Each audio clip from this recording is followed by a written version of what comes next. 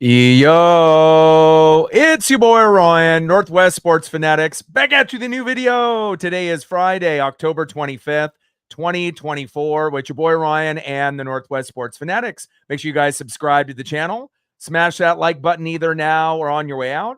Donate to your boy if you can. Cash App $, ORION-NWSF, or the YouTube Super Chat right here. We got the World Series game number 1. New York Yankees versus the Los Angeles Dodgers. First pitch is going to be here in roughly 8 minutes. So let's cue up the music, take a look at the thumb, and let's get into the starting lineups. Happy Friday, everyone.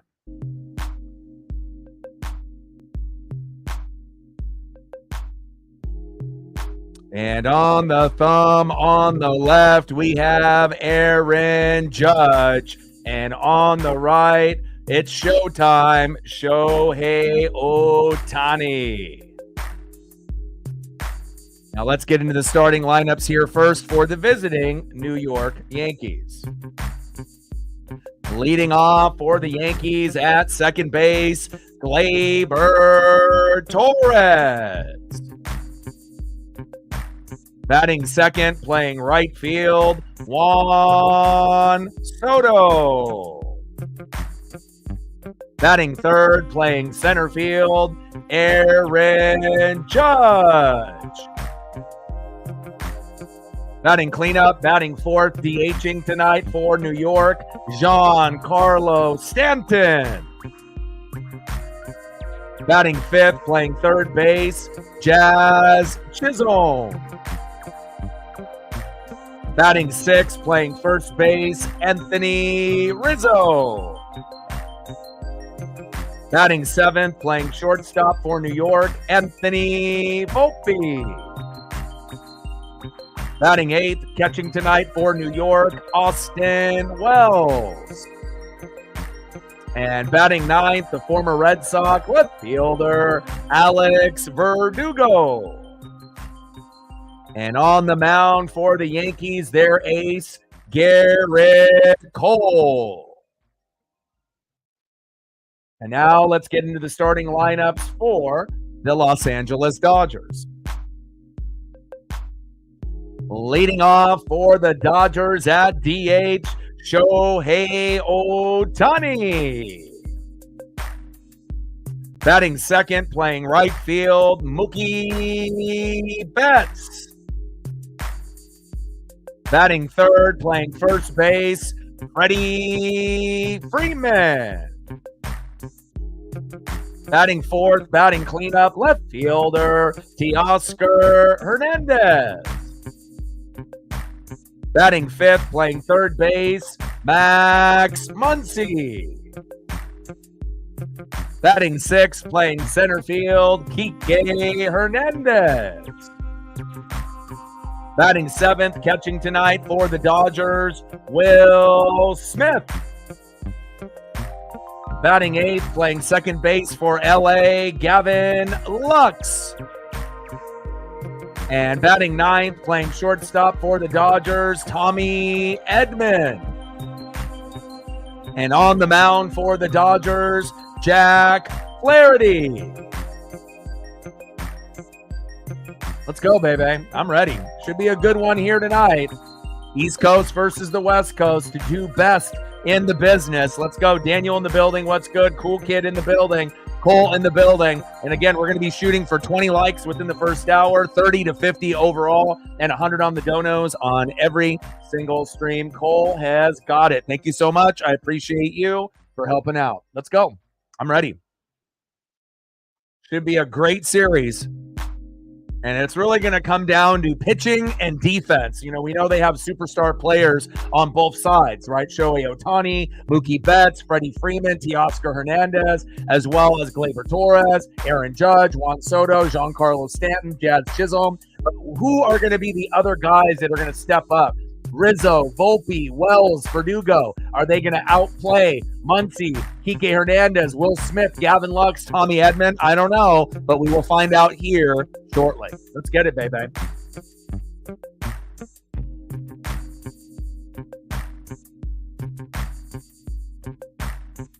Let me get everything situated here.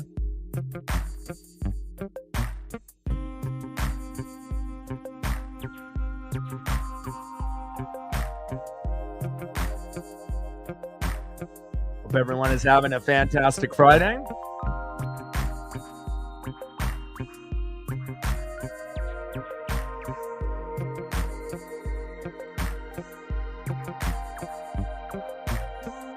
Oh, it's all good. And like I said, there's going to be people that are busy. Obviously tonight there'll be people that will come through a little bit later. But for me, being a fan, regardless if Seattle obviously makes a deep run or they don't, I definitely want to be able to see how this all plays out. I would assume, even though the Dodger pitching, has been kind of hit or miss, I would assume Dodgers, should be able to win this in 6 or 7 games. But I'm not discrediting New York one bit whatsoever. So it's really going to come down to the pitching and the defense. I really truly believe, you're going to get good play from a majority of the starters, but on the bottom end of the lineup, pitching and defense, that should really be the X factor here tonight. Let's go. 89 subs away from 20,700. And then tomorrow we'll end up doing the Oregon Ducks in Illinois. That'll be at 12:30 Pacific.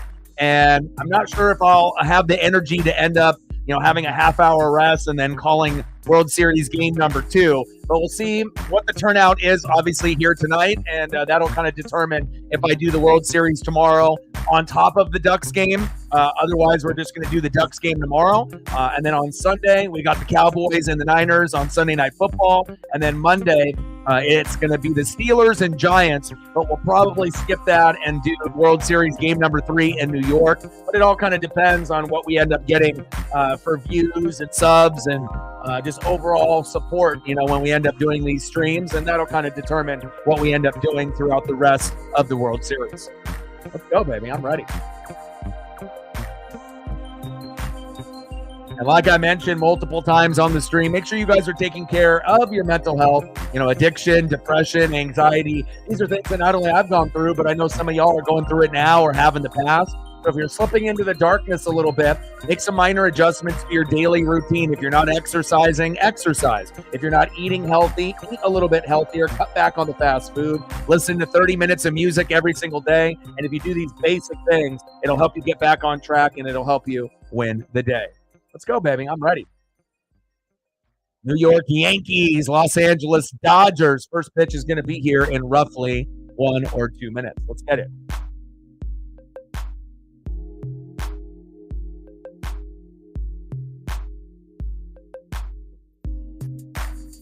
Weather was nice here in the Pacific Northwest. Got a couple long walks in with Paisley, and I'm ready for this World Series. Let's go.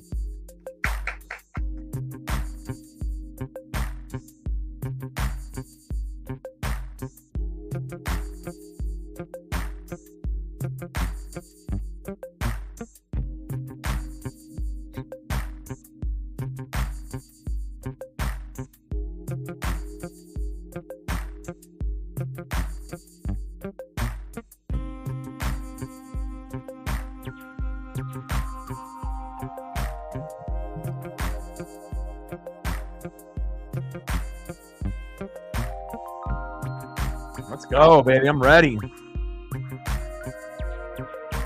Lots of sports going on in the LA area. They anticipate it being the worst traffic in LA, maybe ever, based on so many different sporting events that are going on at the same time, other than just the World Series. So, but I don't live in LA right now, but I'm definitely going to be rooting for the Dodgers. My dad's been a fan since the 50s. Sandy Koufax, Don Drysdale and company, Oral Hershiser, and as well as the late Fernando Valenzuela. So got off the phone with him just a few minutes ago, and hopefully they can end up having a strong performance. And really, I think the only worry for Dodger fans is pitching. Everything else seems like it'll be okay. Bullpen is pretty strong, but starting pitching has been a little hit or miss. Well, we'll have to find out if Flaherty can outpitch Garrett Cole, or if it ends up, going to be a long, long night here for Dodger fans in Game 1. And obviously, if you're a Yankee fan, you're going to want to try to split these first 2 games in LA. Just win 1 out of 2, either Game 1 or Game 2, and then it goes back to New York, and then anything is possible at that point. But again, you got the 2 best teams, the 2 best players on planet Earth with Aaron Judge and Shohei Ohtani. We haven't had this matchup in the World Series in a very, very long time, and it should be the highest rated World Series maybe ever, because not only are you going to get a lot of viewership in the United States, but globally, not just in Japan for Shohei Ohtani, but there's going to be a lot of people tuning in to this particular World Series here in 2024. And it might not end up being the last time that we see these two teams play each other. But it will come down to Juan Soto. If he ends up winning, do the Yankees pay up and give him, $400-500 million to stay? And if the Yankees lose, does Juan Soto jump ship to the Los Angeles Dodgers to create a big super team? That is something that could be possible as well. But as far as tonight, Aaron Judge, Shohei Ohtani, it is must-see TV. I mean, if they really want to bring the drama out, I think, going 7 games, regardless if it's Yankees or Dodgers, would be great. But again, if the Yankees want to end up winning the World Series, they have to get off to a fast start. And again, if they end up winning the first few games on the road, then they'll probably end up winning the World Series in, maybe 6 games. I don't even know if it would go to 7 at that point. But again, all you're trying to do is split. So that way, when you go back to New York, you're ahead of schedule. Captain in the building. What's good?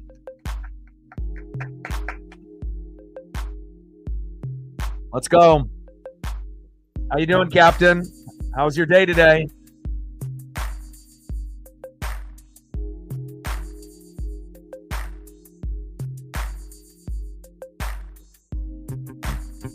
And on the mound for the Dodgers, Jack Flaherty, who's kind of hit or miss. He's not as good of a pitcher as Garrett Cole, so they're at a little bit of a disadvantage with Flaherty, pitching game 1, but we'll see how he looks. First pitch from Flaherty to Gleyber Torres.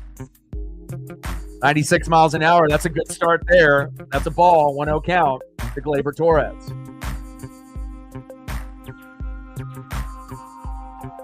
Pop that one up. Does it stay in play? It starts fading. Foul. 1 ball and 1 strike to Gleyber Torres.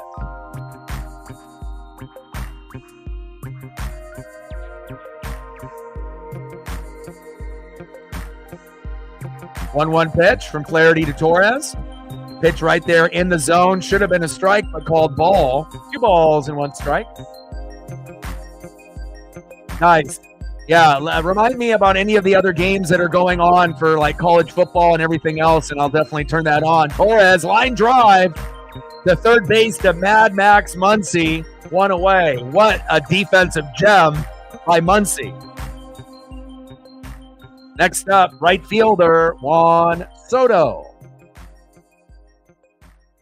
And I know a lot of the Dodger fans are going to be booing, Juan Soto, and they'll be booing Aaron Judge. But it would be really ironic, if Juan Soto ends up, joining the Dodgers next year, if they end up giving him that massive contract. But it really will determine on, Soto's decision if he, stays or if he goes.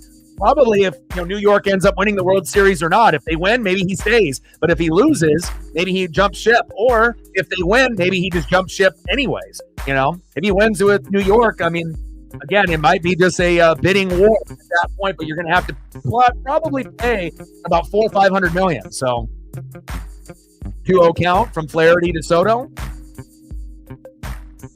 Low at the knees. 3 balls and no strikes. Oh, yeah. I'm going to be watching multiple things at the same time. So, again, if there's going to be anything worthwhile to be watching on the NHL side, the NBA side, but specifically college football, that would be something that I would rather watch. Is Boise State on today with Genty? I believe that they're playing, UNLV? Is that today? 3-0 pitch. And that is a walk to Juan Soto. Not a good start there from Flaherty. Next up, for the Yankees, center fielder, Aaron Judge. And I got the little custom Aaron Judge graphic, baby. Let's go. The World Series. You got to bring out a little extra. I see you, Aaron. Must see TV right here.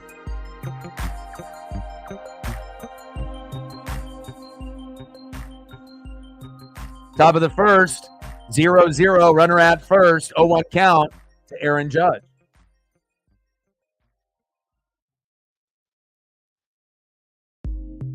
Oh, 1 pitch. Big swing and a miss. Behind in the count, 0-2. And again, these players have to be able to adjust and not have to play hero ball. And again, Shohei Ohtani and Aaron Judge obviously are going to be swinging for the moon and the stars, but just getting the ball in play and moving runners over will be critical. They're going to have their moments when they end up having the big home run, solo dinger, 2-run blast, 3-run blast, or a grand salami with the mustard and rye bread. But just getting on base and moving guys over will be essential for the success for Judge and Ohtani in this series. Pitch is low at the knees, 1 ball and 2 strikes. Boise State at UNLV. Yeah, Boise State will win. And then the USC game is on at what time? Okay. Big swing and a miss. Flaherty gets Aaron Judge. See you later. 2 away. Sorry, Aaron. Not today. Even though I do appreciate Aaron Judge and I love him. Next up, DH, Giancarlo Stanton. USC and Rutgers, Boise State and UNLV. Man, I'm excited for those. Those should be good. Top of the first, 0-0, Yankees and Dodgers. Runner at first with 2 outs. 4 for 18 for Giancarlo Stanton, 4 homers and 7 ribbies.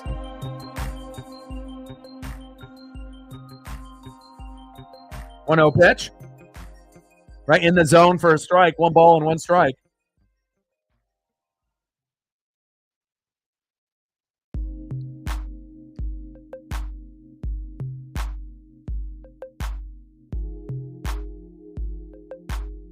Flaherty at the knees. 2 balls and 1 strike.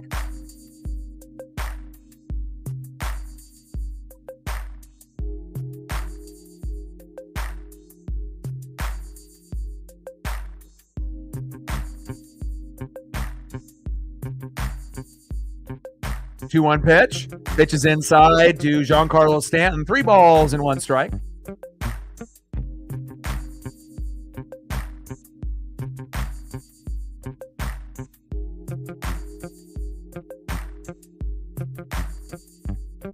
Three-one pitch. Pitch is inside. Should have been a ball, but called strike. Wow. 3 balls and 2 strikes. Count is full.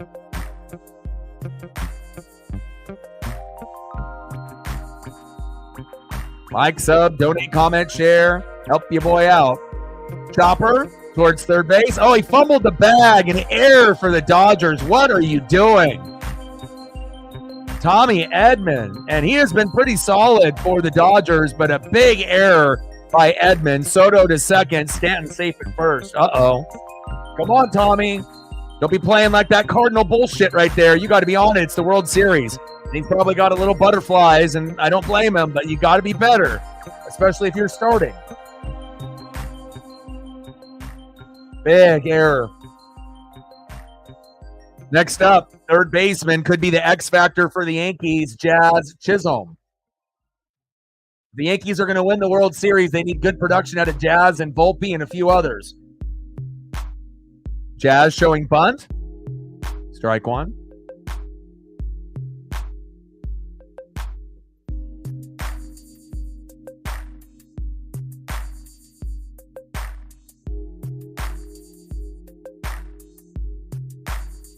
A 1 pitch with runners at first and second. Slow dribbler, throw to first, and they leave 2 stranded. Nice job by the Dodgers to make up for Tommy Edman's error. Let's go to the bottom of the first. Still knotted up at 0.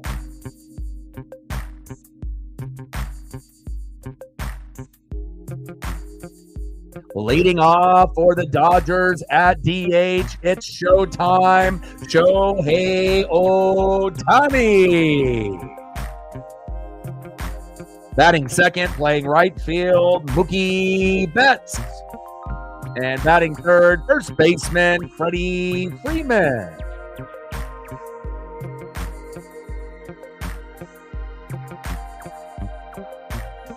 And on the mound for the Yankees, their ace, Garrett Cole. It's going to be a little difficult, you would assume, for some of the Dodger hitters, but we'll see how it all plays out here in the bottom of the first.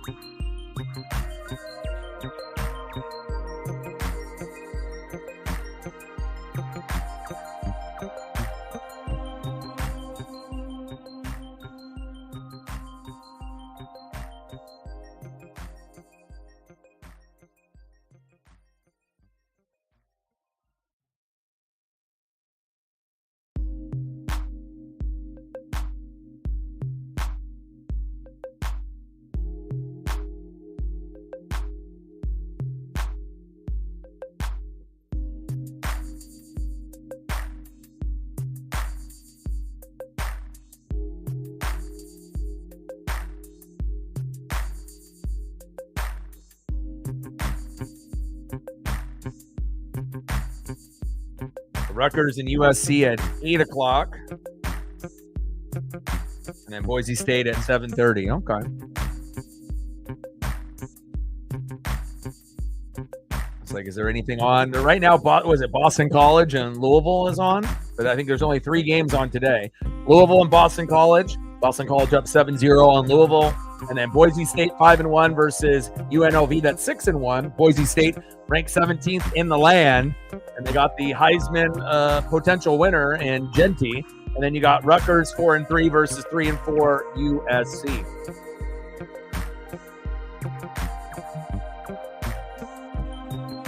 Yeah, my dad's a Dodger fan since the 50s, and obviously we know the rivalry that we have with the Yankees and the Mariners. So I can't root for the Yankees to win. I do love Aaron Judge. When I went to a Mariner game, I ended up getting an Aaron Judge foul ball, and it kind of changed my life a little bit. Anytime you end up getting a ball, from any player, let alone a superstar that ended up breaking that home run record, a few years back, I was extremely lucky to get a Julio Rodriguez foul ball as well as an Aaron Judge foul ball in the same year, in Julio's rookie year. And a couple years before that, I got a Kike Hernandez ball in Seattle. So, I've gotten 3 baseballs in maybe about 9 games total that I've ever been to. Shohei going back to center field. Aaron Judge is there, 1 away. Thank you, Captain. I appreciate the support. Let me know what you want to do for photos. Stacks on stacks, racks on racks, little cactus jack, bang, bang. Yeah, and sometimes it's like, if you are American League or National League, if your team's not in, you want your particular league or conference to win. And I would say normally that is true, but a lot of times if you end up having a rival that makes it, to the World Series, I just guess it really depends on how you feel about it.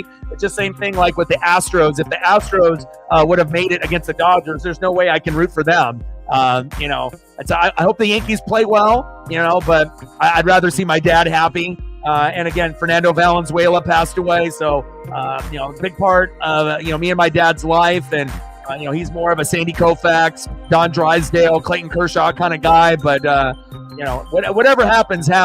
But I'll be rooting for the Dodgers in this particular series. So, the Oscar, good choice.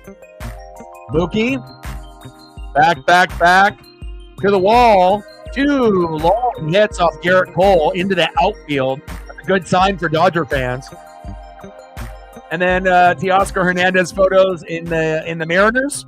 I would assume that you'd want that specifically, or do you care? You want him on Blue Jays? You want like a mix of him on the Blue Jays, on the Mariners, on the Dodgers, or you want to see Mariners specifically? I got you. Mookie flied out. Next up, first baseman Freddie Freeman.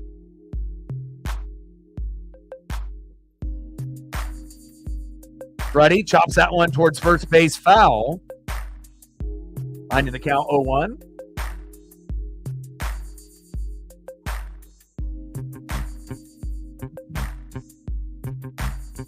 We're at 10, 90 to go. And I'm a little shocked of the viewership being a little light right now. I figured that we'd have more people, regardless if they're Mariner fans, that they still want to be able to. But I guess that just kind of shows, you can be a fan, but you may not be a fanatic like some of us that we're going to be watching whatever the main event is for that particular day.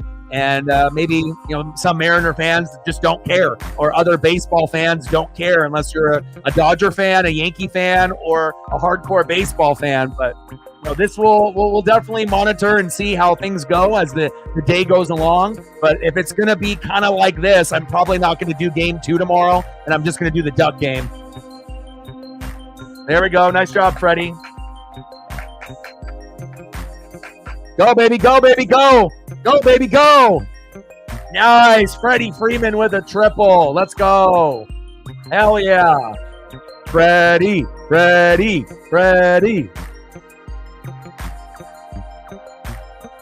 Nice job, Freddie.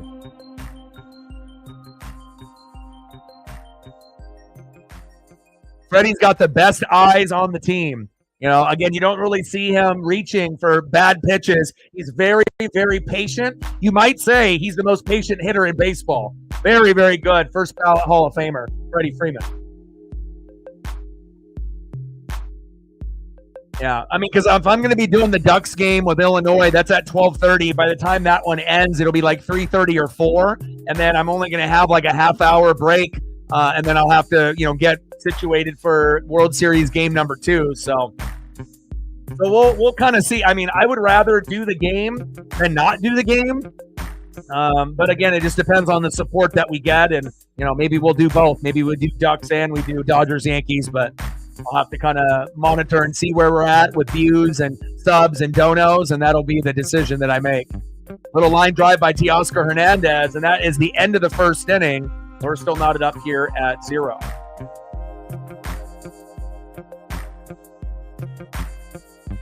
Let's see what other photos we can get here of Teoscar for you.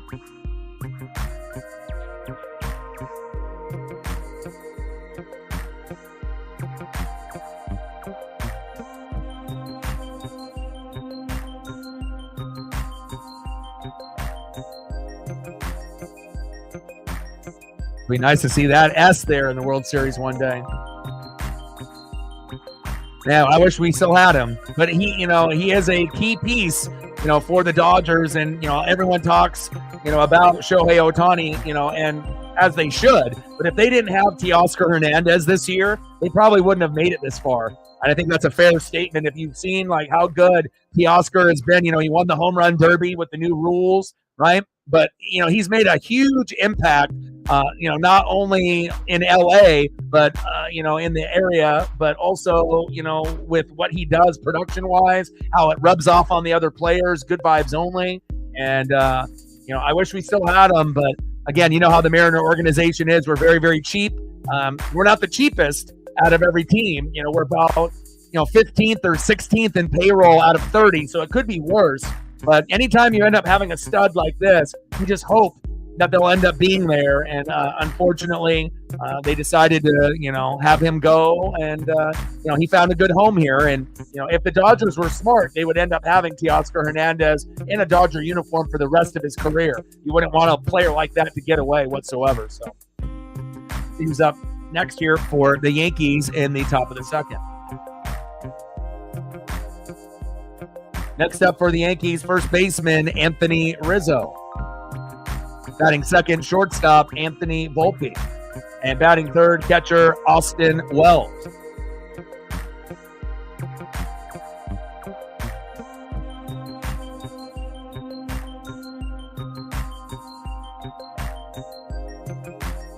I mean, that's why it's so critical, to be able to get, the likes, within the first, hour or so.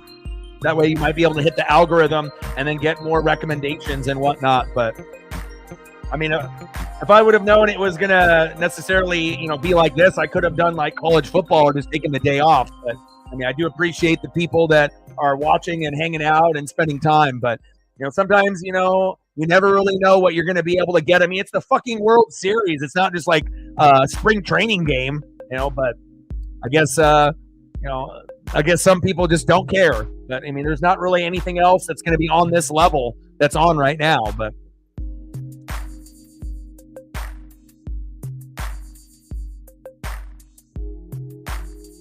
Flaherty, first pitch in there for a strike to Rizzo.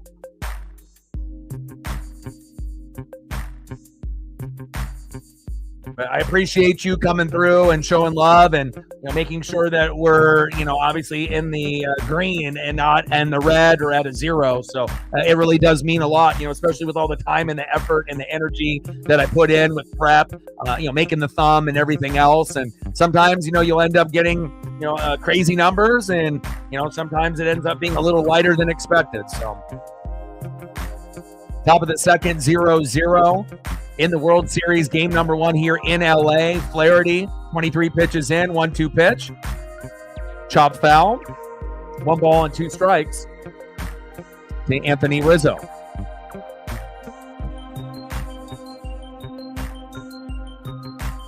He said, no Blue Jays, baby. There's Mariners and Dodgers. I got you. Rizzo, that one chopped towards third base and foul.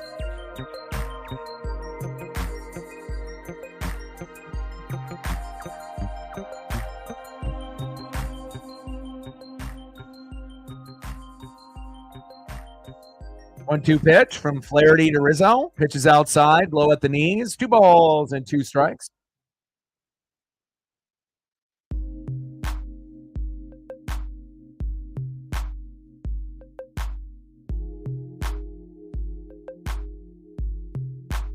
Hit right off Flaherty.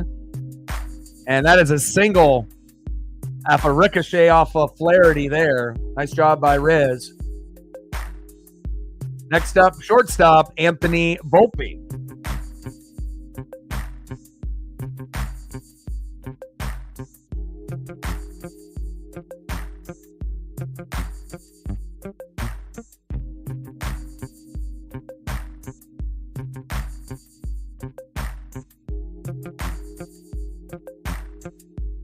Now, Dodgers have always had injuries with their pitching. It's really been kind of their bugaboo, and everything else is usually lined up pretty nicely for them. But really, whoever wins this World Series, like I mentioned at the very beginning of the game, it's going to be pitching and defense. Those are going to be the 2 factors, as well as having those X factors and those guys that are in the 6, 7, 8, and 9 hole. What role players are going to step up more for their team? That'll definitely be a factor as well. Is it going to be guys like Jazz Chisholm or Anthony Volpe, or maybe a guy like Kike Hernandez or Tommy Edman? You never really know what you're going to get, especially in a series like this, the World Series, and the magnitude of every single play and how much it matters. Oh, yeah. It's kind of crazy, too, because the Rams and Sean McVay have been battling for, reviews for face masks and late hits and all that, and they were rejected. And obviously, they ended up getting away with one, last night. And, the ref said that they didn't see it, but we've seen plenty of pictures of at least one ref looking right at Sam Darnold. So, to say that 3 different refs didn't see it when they clearly did, it makes you feel that sometimes there's some kind of cheating or, some kind of point spread, that's going on, even though that play is non-reviewable. Things like that should be reviewable. And if you remember, the Tampa Bay Buccaneers, when they played the Atlanta Falcons, had the same thing happen to Bucky Irving, and it caused us to lose. And the same thing right there happened to the Vikings, and it cost them to lose with no face mask call. Now, with the Buccaneer call, we would have won that game. With the Vikings, they would have gotten a first down. There's no guarantee that they would have went all the way down the field, scored a touchdown, and got a 2-point conversion to make it go to overtime. But that's how it goes. And I don't like the way that, the NFL has that kind of lined up. But terrible, terrible non-call. And it's so blatant, too. So that's why people feel that, the NFL is kind of a conspiracy, with the refs and the point spread and now gambling and betting and everything that's going on. And, I used to not really think about that type of stuff that much, but more and more in the last couple seasons, it definitely feels like there's something else going on where there's people that are pulling the strings, maybe not every game, but in certain games when there's certain money on the line and, people are getting these certain calls or no calls that are shocking. Big swing and a miss for Wells behind in the count, 1 ball and 2 strikes. And yeah, it's ridiculous, man, especially if it ends up turning into a loss for that particular team. So.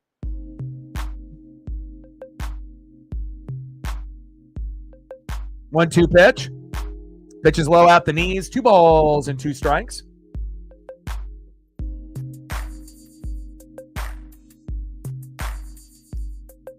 We're at 10, 90 to go.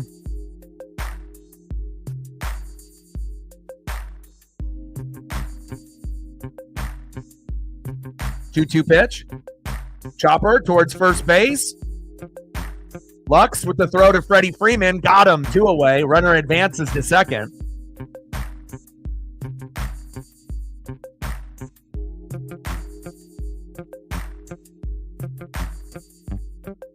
Next up for the Yankees, the former Red Sox, Alex Verdugo.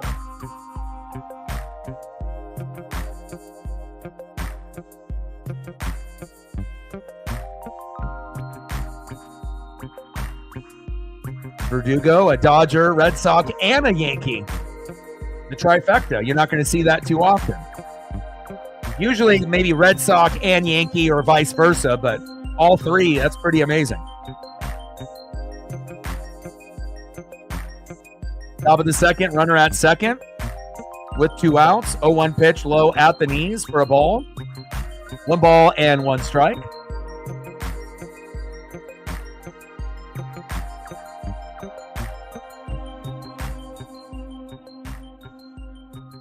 They can get a guy moved over here. Chopper hits Flaherty almost again. Throw to first. Got him. Wow. A lot of deflections there off of Flaherty, but he gets out of it. Let's go to the bottom of the second inning and see what the Dodgers have cooking here. We're at 0-0.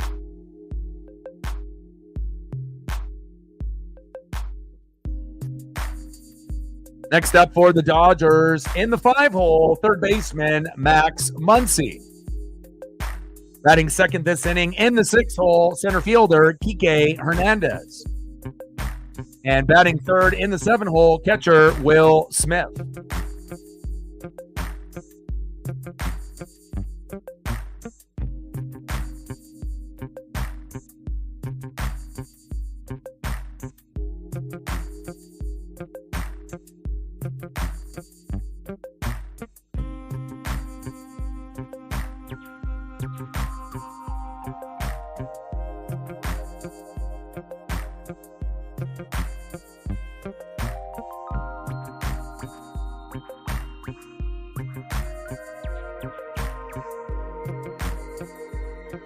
I can pull up a couple more T-Oscars here for you while we're waiting. We're at 10, 90 to go. Like, sub, donate, comment, share. If you haven't smashed that like button yet, please do. Help us get to 20 within the first hour, 30 to 50 overall, and obviously we shoot for 100 in the donos on every single screen. There's another TL.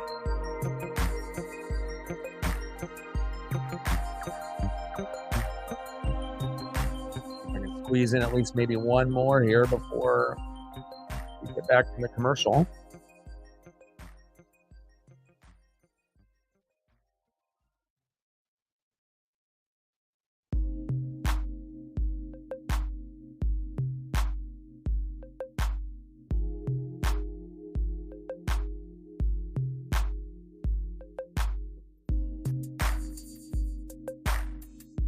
Hope you enjoyed those.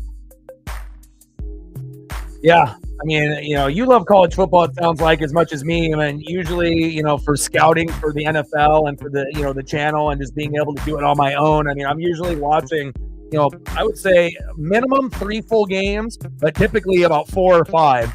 I usually watch a 9 a.m. game and a couple afternoon games, and then obviously a late game. And then usually I'll have one on the DVR that maybe I don't have time to watch, and then I'll watch it a little bit later. And the same thing goes with the NFL. I'm usually watching 3 or 4 full games, and I'm watching Red Zone, so that way I can keep up with everything that's going on. So.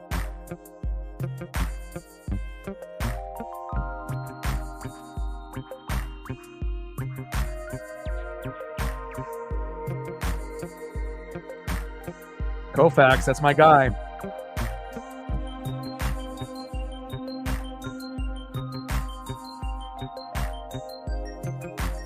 Next up here in the bottom of the second, third baseman Max Muncy.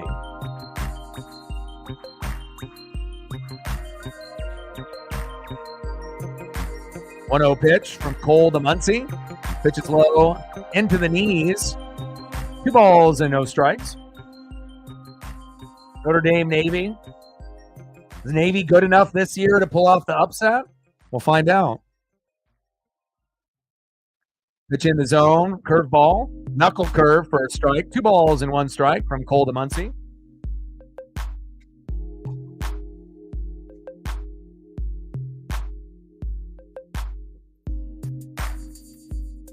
Two-one pitch. Popped up. Jazz Chisholm in foul territory. 1 away. Next up for the Dodgers, center fielder Kike Hernandez.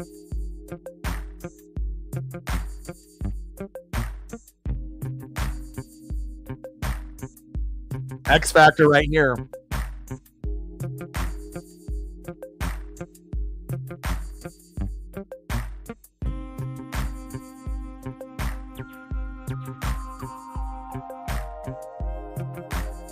And I'll always root for Kike as well. I mean, that was my very first MLB ball, that I got about a year or two before COVID. I think it was like 2018 or 2019. And, it was crazy, man. It was like all in slow motion. And, I've had pretty good luck, when I end up going to ballparks and whatnot. 0-1 pitch. Kike popped up, and it looks like it's fading foul about 12 rows back. Now it takes a little bounce, goes back about 20 rows back. Great souvenir.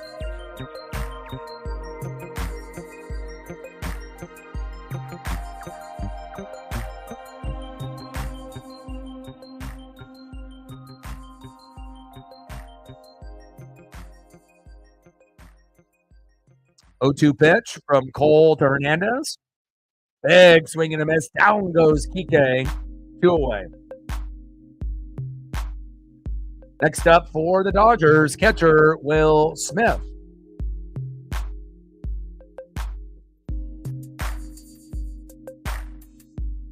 Yeah, so, I always want to kind of, see how things end up going, but if it ends up being like this, we'll probably just do the Ducks in Illinois tomorrow. And then on Monday, even though the matchup isn't very good with the Steelers and the Giants, I'm probably going to do that over World Series game number 3.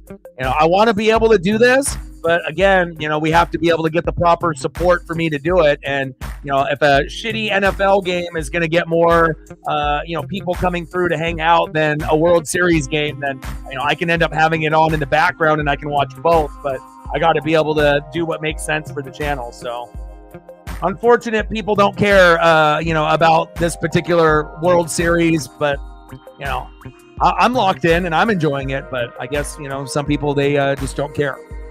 2-0 pitch. Out of the zone for a ball. 3 balls and no strikes. And we'll end up getting little fluctuations where you can kind of tell that, we're getting a little bit of recommendations here and there. But, as far as like the regulars and whatnot, it's like you need people to be able to show up so that way we can get others to show up. So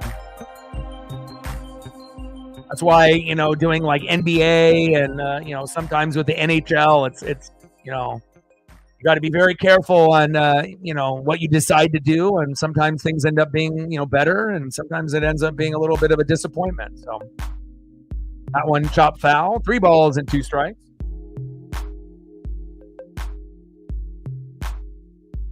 But even if I end up doing something else, it doesn't mean that I'm not going to be paying attention and watching that other event at the same time. So.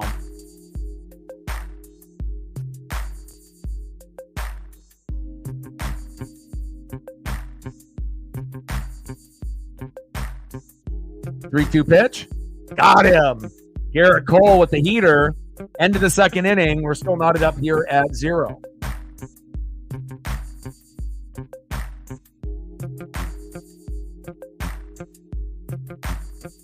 See who's up next here for the Yankees here in the top of the 3rd. Leading off, 0 for 1, second baseman, Gleyber Torres. Batting second, 0 for 0 with a walk, right fielder, Juan Soto. And batting third, 0 for 1 with a K, center fielder, Aaron Judge.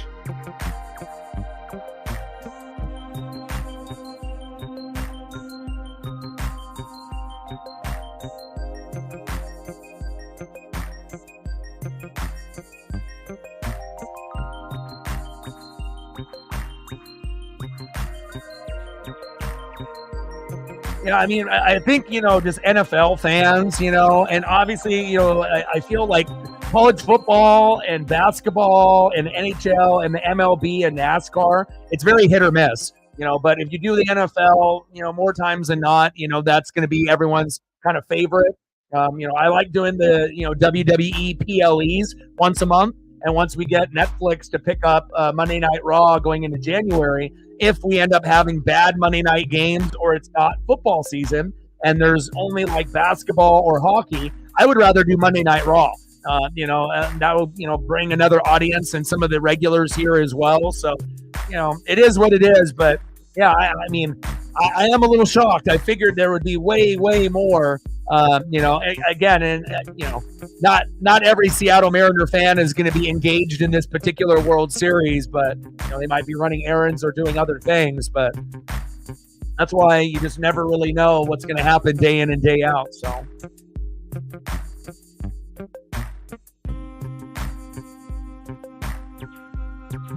But that, it's either you get the support or you don't get the support.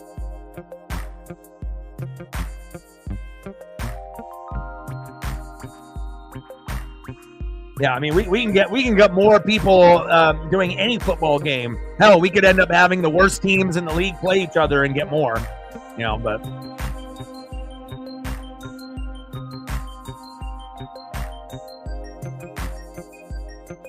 I can't control what other people do.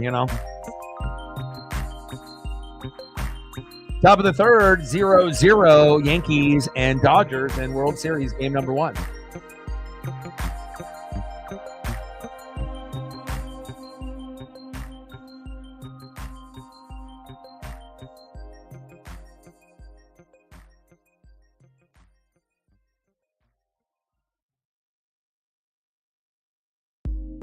Gleyber Torres. Edman, not in time. Nice job by Gleyber Torres running that one out. Edman with an error early in the game and wasn't able to get a quality throw there to Freddie Freeman. Torres safe at first. Next up, right fielder Juan Soto.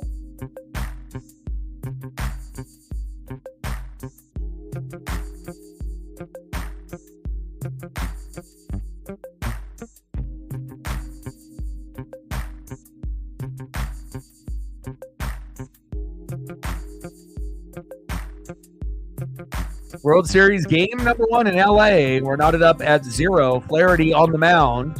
Juan Soto in the box. Pitches outside. 1-0 count on that little knuckle curve.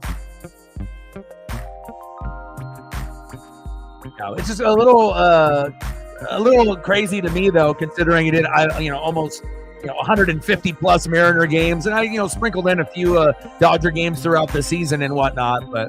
I guess, Mariner fans in general don't really care about this particular World Series, I guess. But I guess it just depends on if you're a fanatic about baseball in general or just about your team. So, how are you?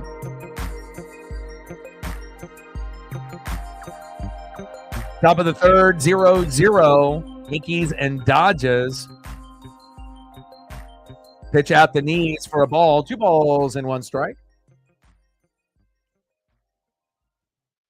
But sometimes you just got to be able to grind it out and kind of see how it goes and see if it gets better as the stream goes along. And, and then that'll be the deciding factor on what I do, obviously tomorrow. But we will be doing the Ducks in Illinois at 12:30 Pacific. Not the best ideal time for a stream, but that's when the Ducks are on. So I'm going to do that. And then after that game is over, depending on how the rest of the night turns out with likes and subs and views and donos, and that'll determine if I put in the extra work to make another thumbnail and, to do another broadcast and to, stream for essentially like 7 hours straight. So we'll see how it goes. Top of the third, runner at first, no outs, 2-2 pitch from Flaherty to Soto. Pitch is low, 3 balls and 2 strikes.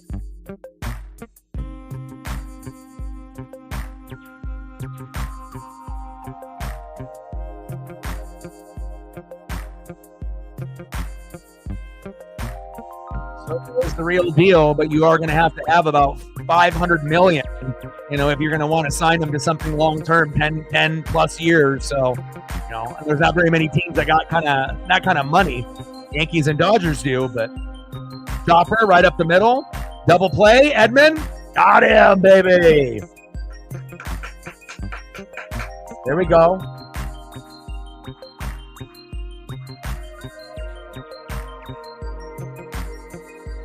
Next up, center fielder 0 for 1 with a K, Aaron Judge.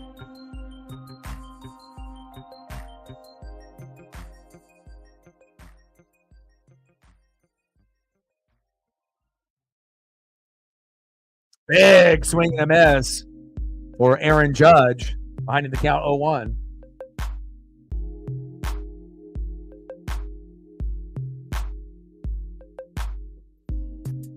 0-1 pitch.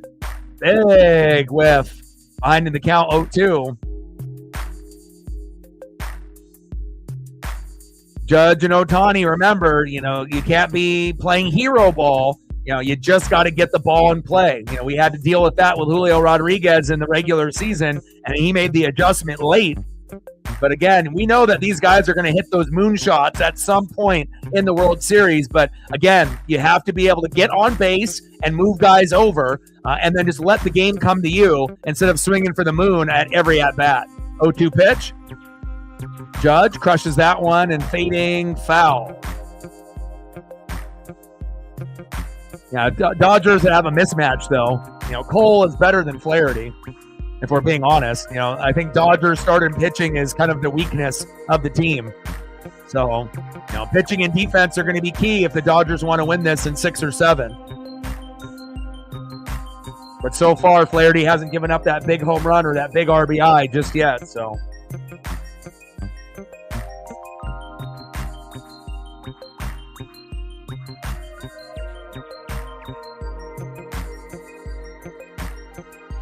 One-two pitch. Got him. Flaherty.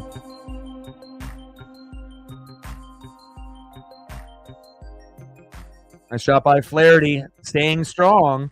Go to the bottom of the 3rd inning. We're still knotted up here at 0.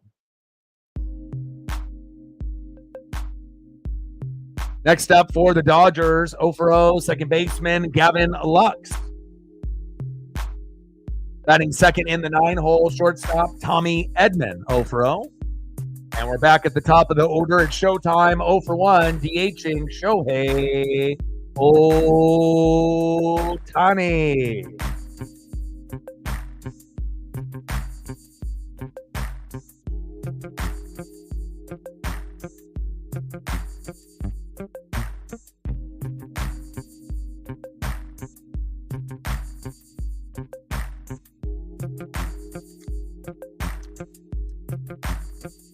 Yeah. He had a big error in the 1st inning, but it didn't lead to any runs, though. And then he had another throw to first base that was late. So right now, Edman is a little bit of a weakness, but it hasn't hurt him yet. So hopefully he can kind of gain his bearings and whatnot. So.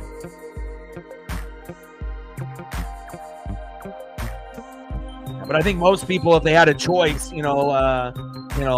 looking at the pitching options, I think most people would agree Garrett Cole is a better pitcher overall than Flaherty. But hopefully Flaherty will bring his A game here, obviously in the series. And if the Dodgers are going to end up winning this in 6 or 7 games, pitching and defense have to be great, as well as the guys that are going to be late in the lineup, 6 through the 9-hole. You're going to have to get good production there.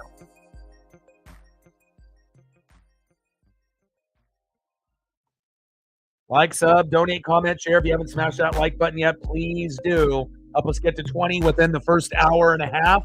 Obviously, since we're already approaching the 1 hour, we're at 10 now, so we need 10 more to get to 20. And then we're at 11 now, 9 more to go. And then we're at 10, 90 to go on the Dono train.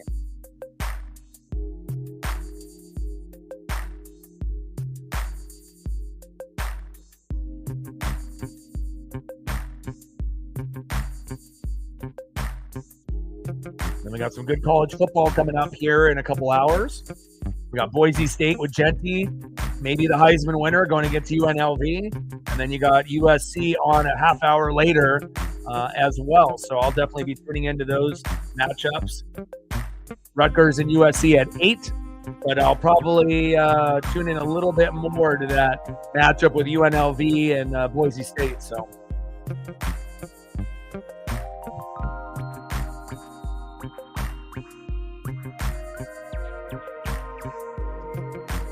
Bottom of the 3rd, 0-0. Who's going to be the first team to strike?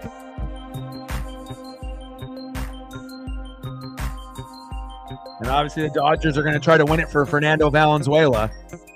And I got my dad a Fernando Valenzuela autograph card, from a card shop a couple of years ago, and I'm glad I got it when I did. I didn't know if Fernando was going to pass this soon in life, but what a legend, what an icon. 0-1 pitch. from Cole Deluxe. Pitch is high. 1 ball and 1 strike.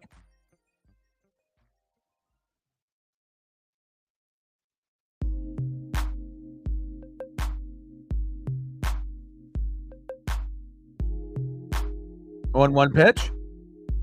Pitch is low at the knees. 2 balls and 1 strike.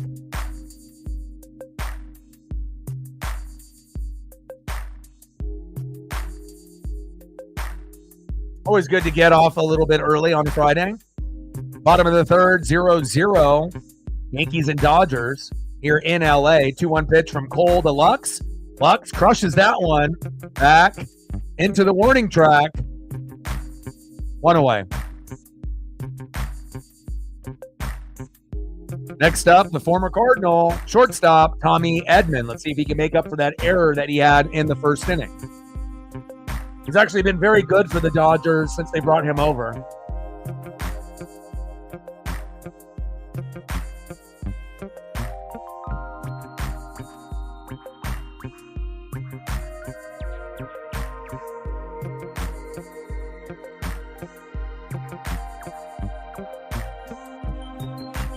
'97 four-seam fastball from Garrett Cole to Edman, behind in the count 0-1.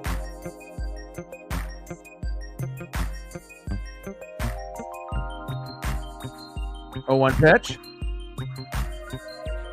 Pitch is outside. 1 ball and 1 strike.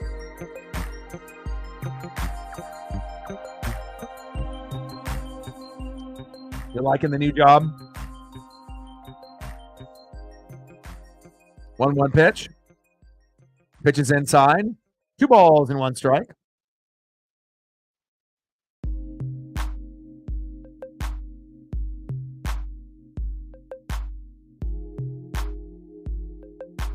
Garrett Cole definitely has kind of a Roger Clemens vibe about him.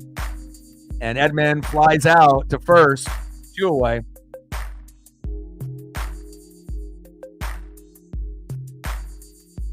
Next up for the Dodgers, Shohei Ohtani.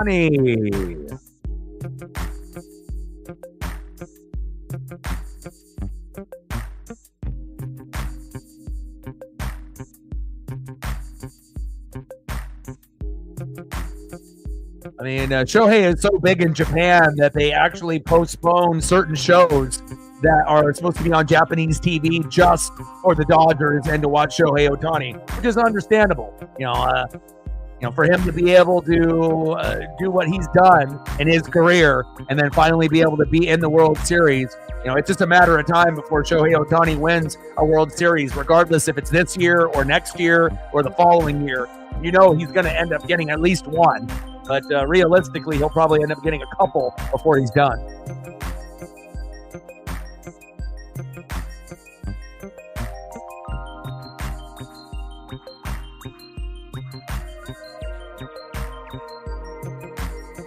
Bottom of the third, 0-0, 1 pitch with 2 outs from Cole to Ohtani.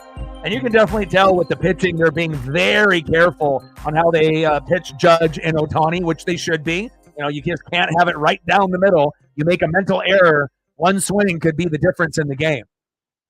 1-1 pitch. Pitch is high and inside. 2 balls and 1 strike.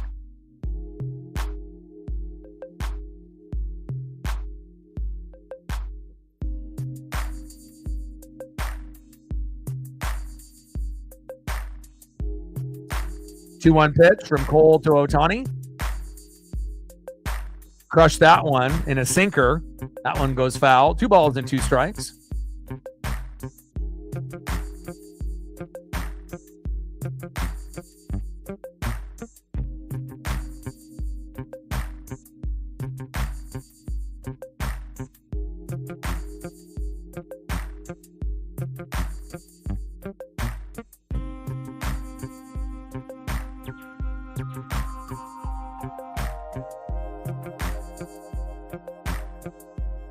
Two pitch.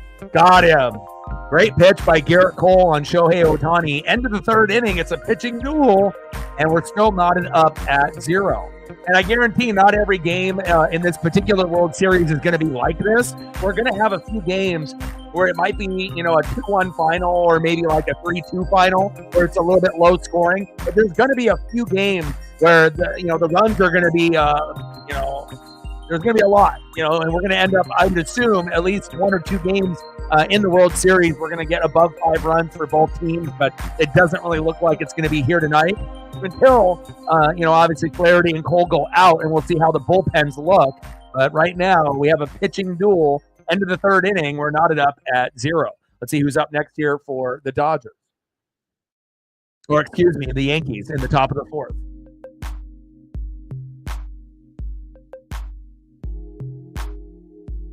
Next up for the Yankees, DHing Giancarlo Stanton, 0 for 1. Batting second, 0 for 1. Third baseman, Jazz Chisholm. And he's got to be an X factor if the Yankees are going to not only win this game, but the World Series. He's got to be a big factor in the series, offensively and defensively. And batting third, 1 for 1, first baseman, Anthony Rizzo, the former Cub. Let's go, baby.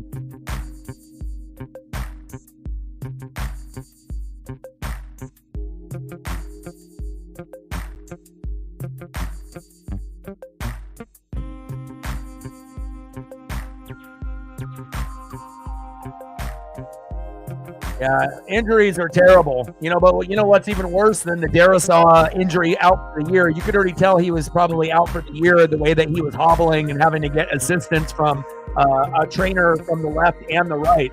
But the no call on Sam Darnold last night, the same thing happened to the Buccaneers when we played the Falcons with the face mask to Bucky Irving. And to have a play not be reviewable, for face mask or whatever at the end of the game, that definitely needs to be changed. And the Rams and Sean McVay have been, pressing the NFL for that particular call to be reviewed. They said no, and his team ended up getting away with one. But the refs got together and said they didn't see it. But if you go back and watch the film, you can see the different camera angles of the ref, and there's at least 1 or 2 refs that see exactly what happened. Maybe the guy that was behind, might have gotten, his vision blocked, for a moment, but to say that no one saw the face mask out of the 3, 4, or 5 refs in the game, that's what makes you feel like sometimes the NFL is rigged, for sports betting, a point spread, the over, the under, how many points need to be scored, and there's no guarantee that the Vikings would have went all the way down and scored a touchdown and got a 2-point conversion to tie. It probably wouldn't have happened, and I normally am not like a conspiracy theorist or, someone that thinks that there's a lot of that going on. But in the last 2 years, I've seen more, blatant, calls not called or called wrong than ever. And it makes you kind of wonder, what's going on in sports. Popped up. I mean, if it's like a 50-50 call, so be it. But when it's blatant like that face mask was, I mean, terrible. I mean, again, the Buccaneers lost the same way against the Falcons. We would have won that game, though. That was the difference. Vikings get that face mask call. They probably still don't win, but they get the first down and they get a chance to score late in the game. But that, obviously no call on Bucky Irving cost us that Falcon game, 100%. But it doesn't matter now because, obviously no Godwin, no Evans. Our team is terrible now, so it is what it is. Next up is Jazz Chisholm.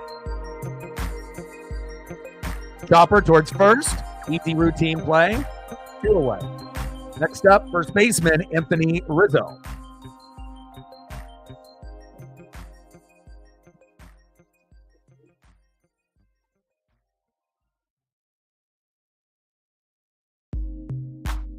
Game's going by pretty quick. We're already halfway through the matchup.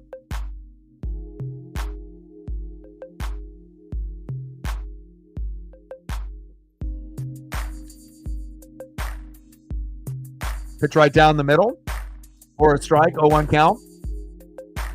But it's nice to be able to see Flaherty pitching with this type of consistency and not just giving up, 2, 3, 4 runs within the first or 2 innings or so.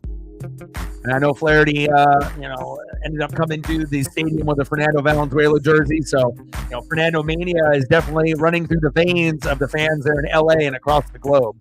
And a lot of times, if you end up having someone that's got cancer or if they end up passing away, it gives that team a little extra motivation to end up winning overall. So, but I would assume the Dodgers will win in 6. It could be Dodgers in 7 if, it goes that far, but I would assume Dodgers in 6 is what will happen. But the Yankees are definitely good enough to press it to 7, and they're also good enough to win it in 6 or 7 themselves. So it makes it very interesting.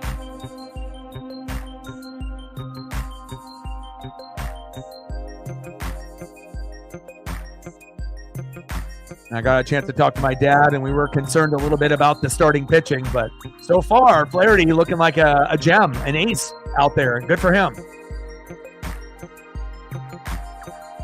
2-2 pitch. Got him. There you go. Little fly out to left.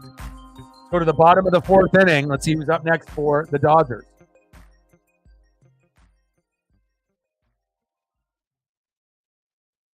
Next up for the Dodgers, 0 for 1, right fielder Mookie Betts. Batting second, 1 for 1, first baseman Freddie Freeman. And batting third, 0 for 1, left fielder Teoscar Hernandez.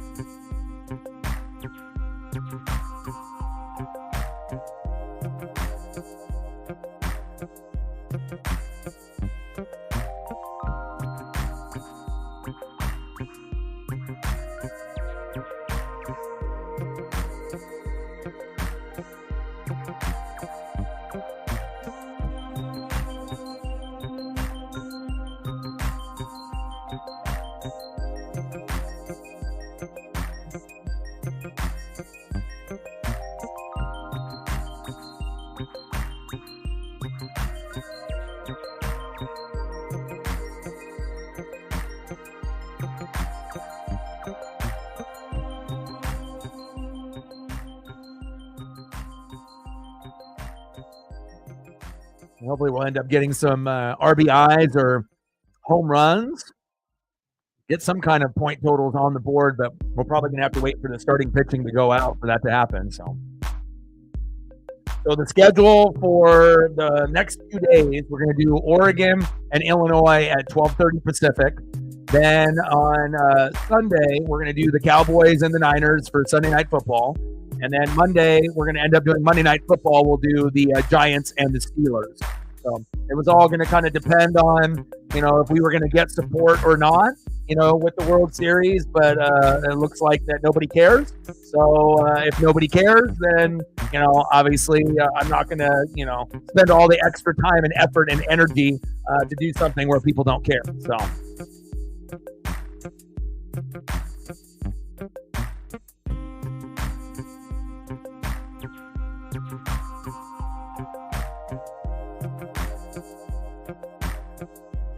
That's okay. I wouldn't really have a need for something like that, but thank you, though.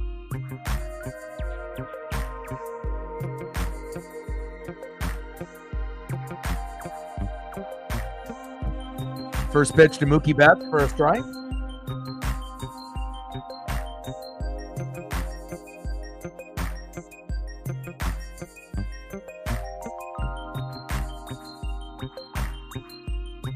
Mookie chops one towards third base, foul. 1 ball.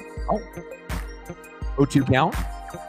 0 for 1 with a flyout in the first in the postseason, batting just under 300.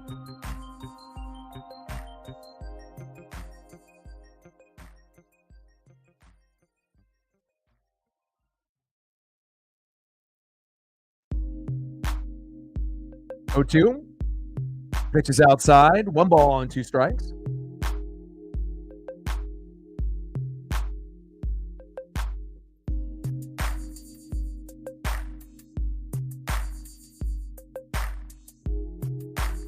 One-two pitch. Check swing. Did he go? No, he did not. 2 balls and 2 strikes.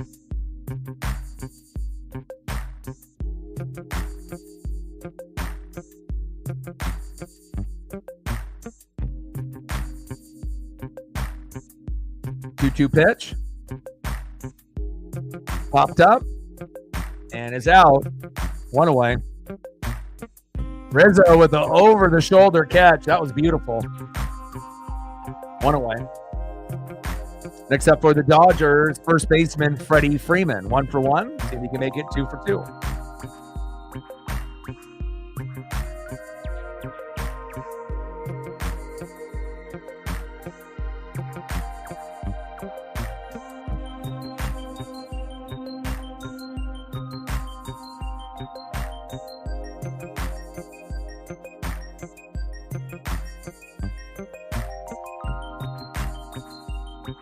Pitches outside, a called strike, 0-1 count.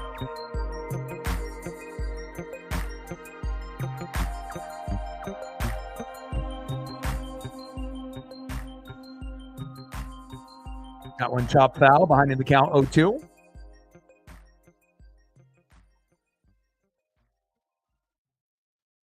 Yeah, awesome catch.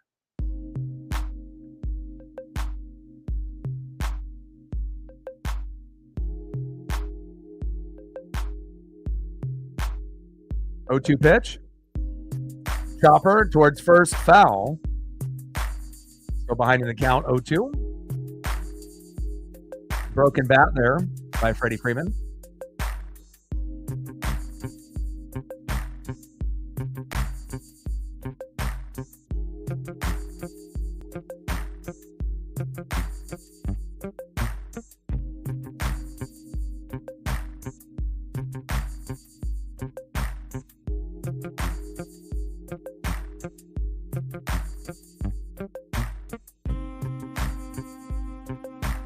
Kind of crazy to think that nobody cares about the World Series. I'm just mind blown.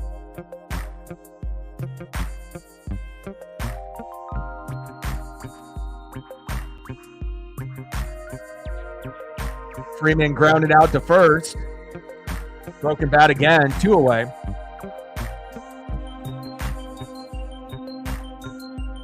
Next up, left fielder Teoscar Hernandez.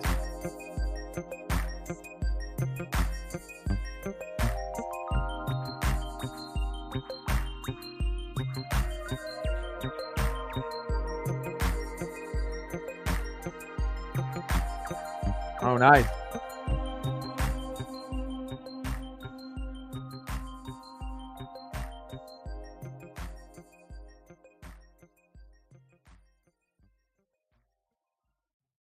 Four-seam fastball by Cole. Outside, 1-0 count.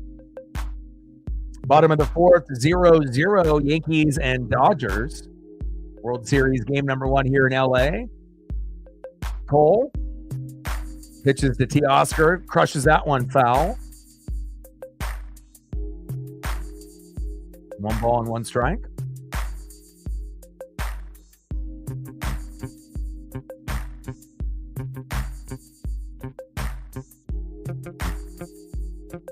One pitch. Pitches outside. 2 balls and 1 strike.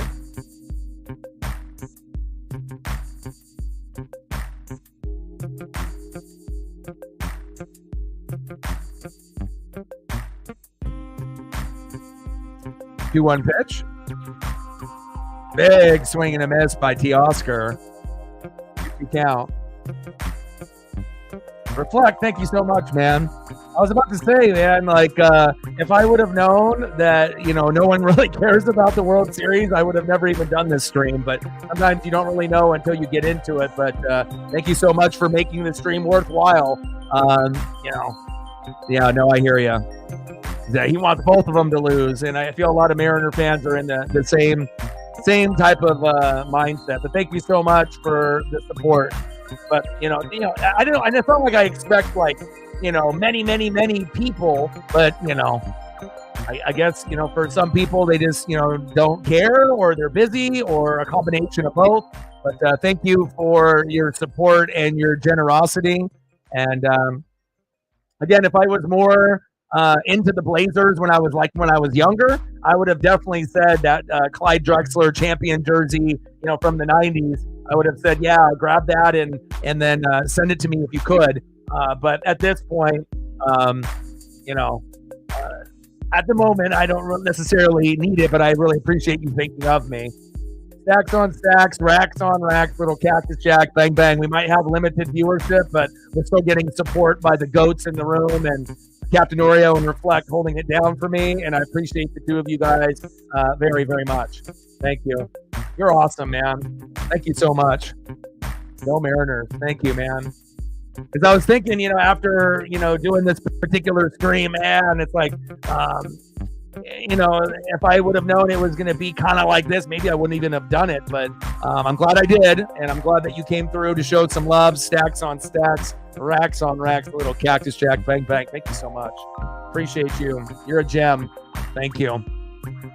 But what I have learned, though, is that we won't be doing any more World Series games. We will be doing Oregon and Illinois tomorrow, and we'll do the Cowboys and Niners on Sunday, and then we'll end up doing the Steelers and Giants on Monday.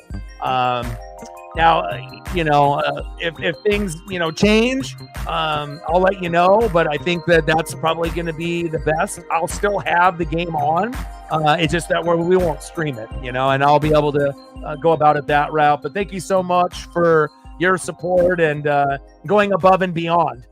There's not very many people that would be able to do what you do, and it does mean a lot. So thank you so much.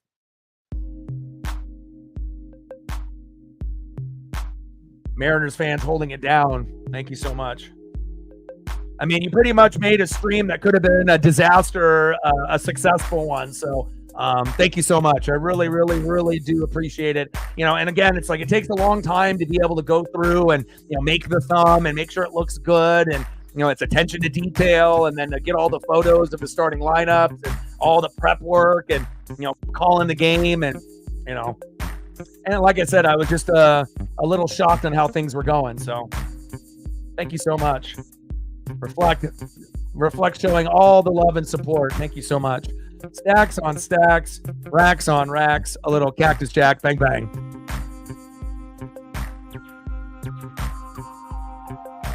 Appreciate you. Thank you so much. Your generosity is unmatched. So we started it off with Captain Oreo, making sure that we didn't get a 0, regardless if people don't care that much about the World Series. And then Reflect comes in with a hundo and then a 90 and then says I'm not done, and then decides to do another. You guys are amazing. Thank you so much. Appreciate you. Feels good to feel loved and appreciated, Stacks on stacks, racks on racks, little Cactus Jack, bang, bang. Let me know what you want to do for photos. I'm not really sure if you're able to stay or if you're going to have other errands to run, but if there's anything that you want to see, let me know. But it means a lot, because, again, you never really know, what's going to happen going in, doing a full-time stream and being a full-time streamer. Some days are going to be great, where you might have a lot of people, but you don't get any donos. Or you might have limited people and you get a lot of donos. Like, you just don't really know what you're going to get. Or you might, have, limited donos, limited people. And, but it does really mean a lot. Me and Paisley, thank you so much. Appreciate you.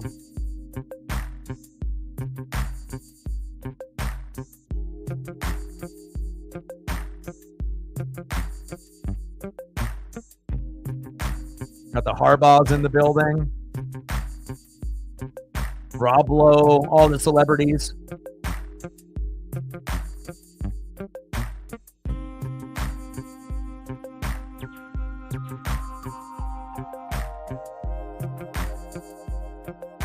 In the box here with the 0-1 count. Pitch is high. 1-1 count to Austin Wells. I see you with the stash.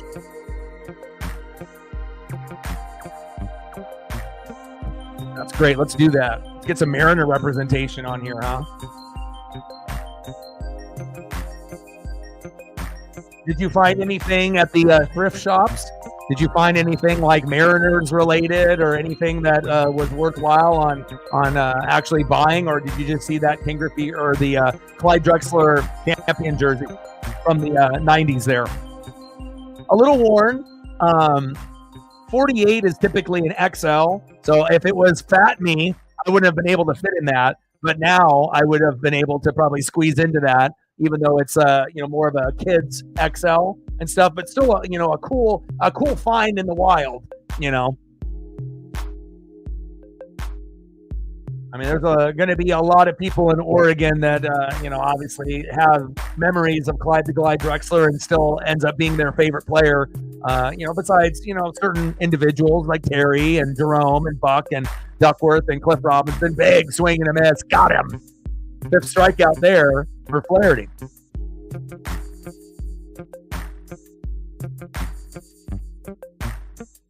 Wow. Micro cassette. New in the pack. Did you buy it? And how much was it? Was about 150, 200. Camo Mariners dirty, yeah. So did you buy the Sony recorder? Are you going to buy it and flip it?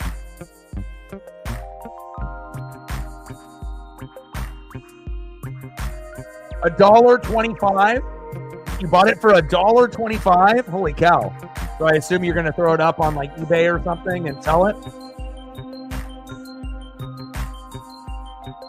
Matt in the building. How are you?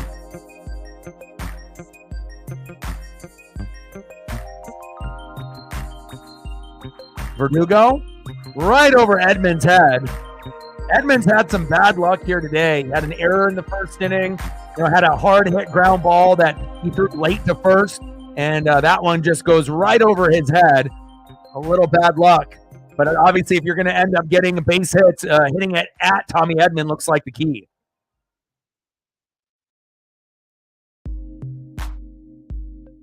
Next up for the Yankees, second baseman Gleyber Torres.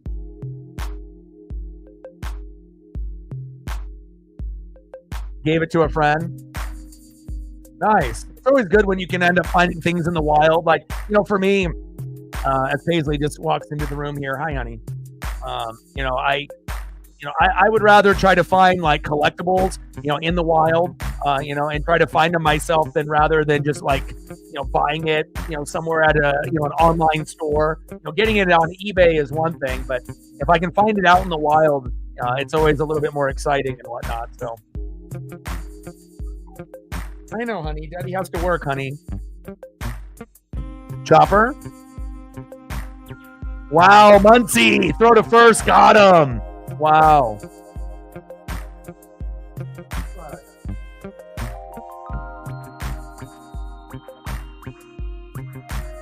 Oh.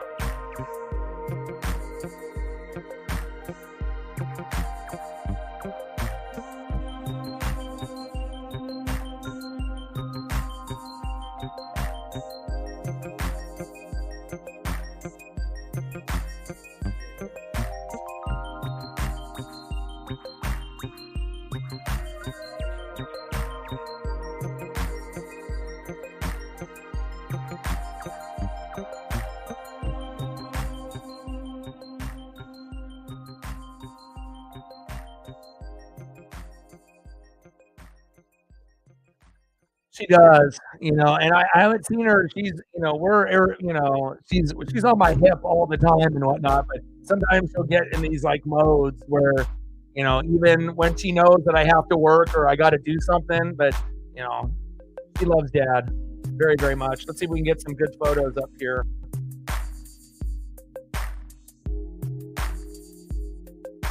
For reflects generous appreciation, not only today but almost every day.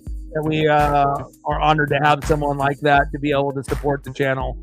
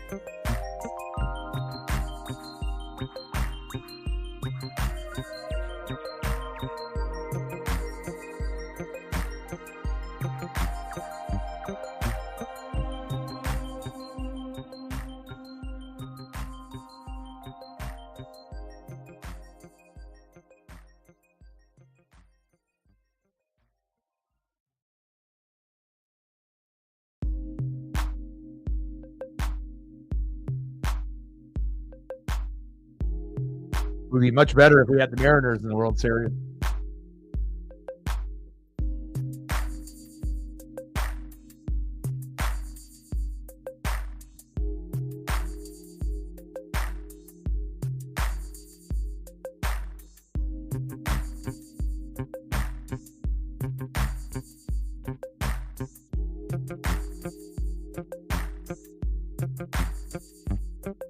Muncy now in the box. See if I can get one more squeeze in here for reflect. Muncy with the bunt goes foul behind in the count 0-2. Good old Bones. A little blurry, but old school.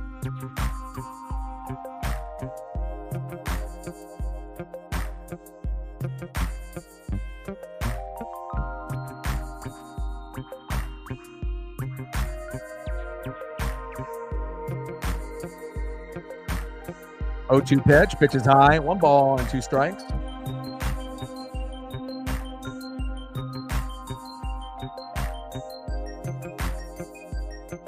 Oh, I was about to say, if you ended up finding some Kurt Cobain shirts, how awesome would that be?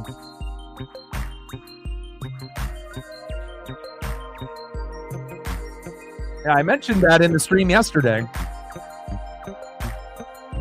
You play the Lions, that next game you lose, and it's happened. I mean, history tends to repeat itself, I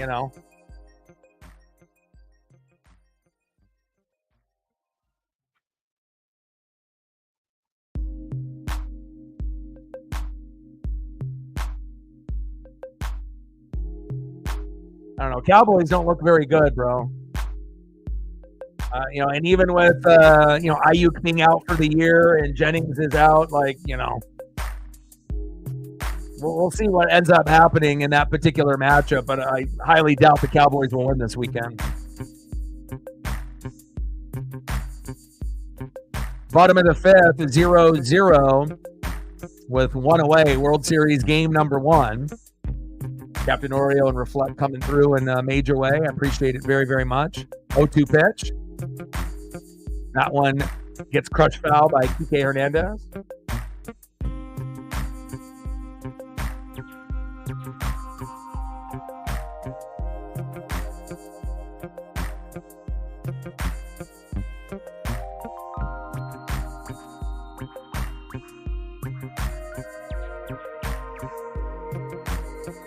Yeah, but a lot of times, it might just be that emotional, like I give it everything I got, this particular game, and then you have like a weaker opponent, the next week, but then you're not giving that same type of effort, and then the other team gives their, Super Bowl effort, and then they end up beating you. Go, baby, Kike, baby, triple, baby, let's go. Kike Hernandez, baby, let's go.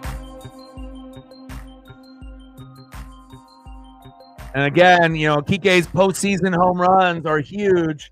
And again, whoever's role players are, it's going to be pitching and defense is going to be the top 2 categories. But again, guys that are going to be normally in the 6 through the 9 hole, what, type of extra effort are you going to end up getting out of those guys? And Juan Soto, not the best defender, especially if you're going to be paying $400 or $500 million. And Kike Hernandez takes advantage. Next up is Will Smith. That one crushed behind the plate foul, a 1 count.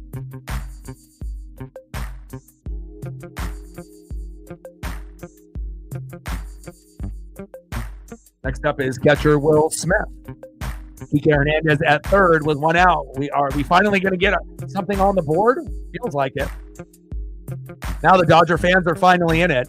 And a lot of times when you end up having a starting pitcher that's been wheeling and dealing, the idea is to get the guy out 1 inning before he was going to go out. So sometimes guys get a little tired in that, 5th inning, and they get a little roughed up, and we'll see if we can get something here. Sack fly, there it is. Just enough by Will Smith. Kike tags up 1-0 Dodgers. Save! Wow. I would like to say that I'm surprised, but I'm really not. Kike is made for the postseason. Nice job. 1-0 Dodgers. I mean, everyone's going to be focusing on this and this and this and this. But in reality, sometimes it ends up being the player like this that ends up being the unsung hero. Nice job.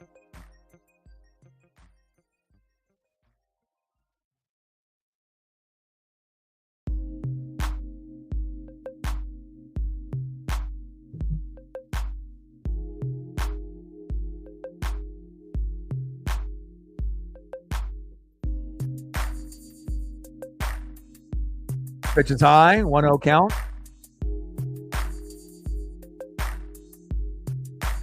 That is very true. You get up to play that particular team and then kind of shit the bed the following week.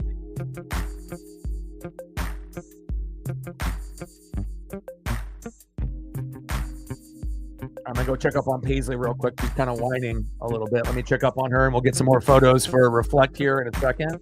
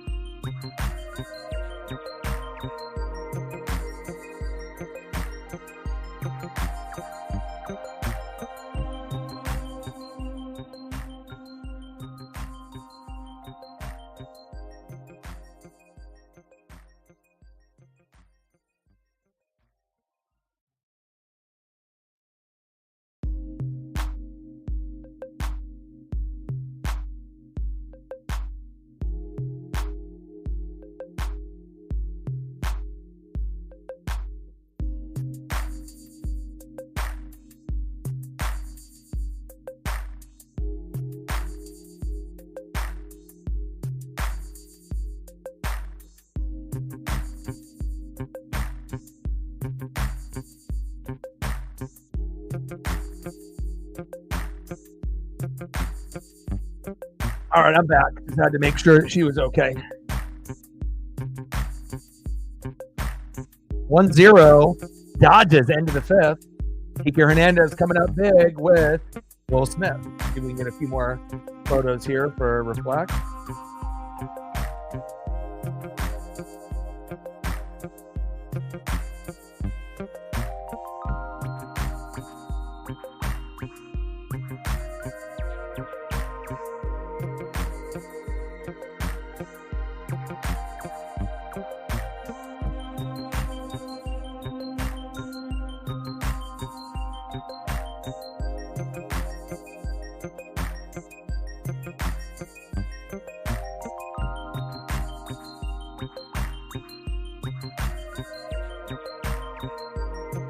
I love that one.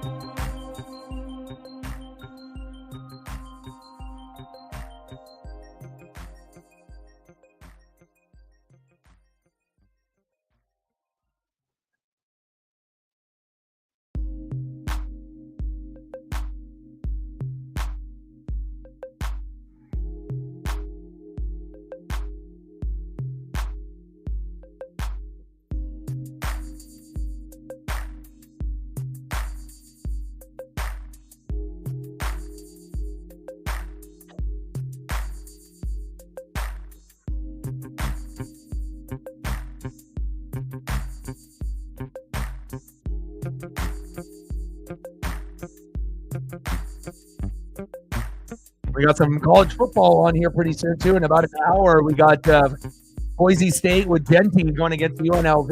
And then a half hour after that at 8, you got USC against Rutgers. So I'll be flipping Boise State's game on here in about an hour.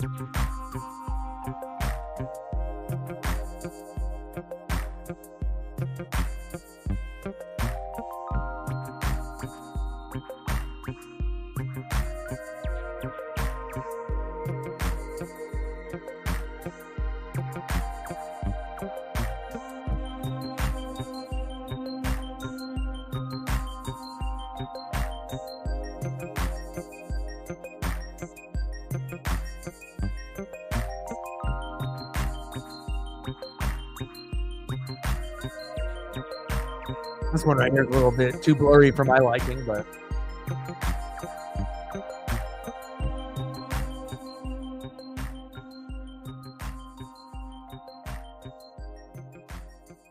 appreciate you.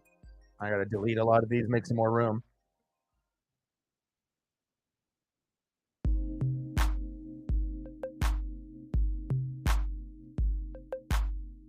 Strike one on Juan Soto.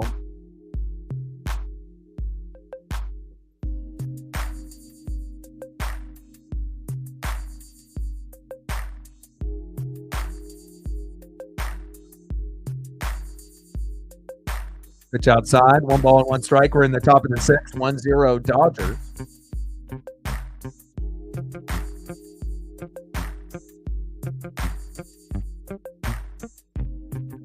Pitch is outside, 2 balls and 1 strike.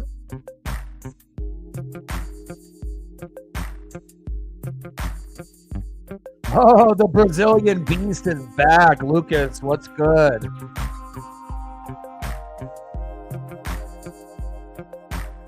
Yeah. Well, you know, sometimes you gotta learn, you know, that what's gonna work, you know, on the channel, and and again, you know, football is gonna be something, and even college football sometimes hit or miss. NASCAR hit or miss, baseball hit or miss, hockey hit or miss, you know, but typically with like wrestling streams once a month and a nice base knock by Soto, but primarily NFL, you know, that it's gonna be more, you know, global interest and more interest in general. So, you know, if that's going to be the case, then I can watch these on my own, and then we'll end up doing NFL instead. So, again, we're going to do Ducks in Illinois tomorrow, and then we'll do Niners and Cowboys on Sunday Night Football, and we'll do Giants and Steelers on Monday night. But I do really, really, really appreciate you coming through and showing love to be able to get to this point. It really does mean a lot, you know. But again, sometimes you got to go through these things to figure out if it's going to be a fit or not. So even Aaron Judge appreciates it. So that reflect guy, he came in big. Yes, he did.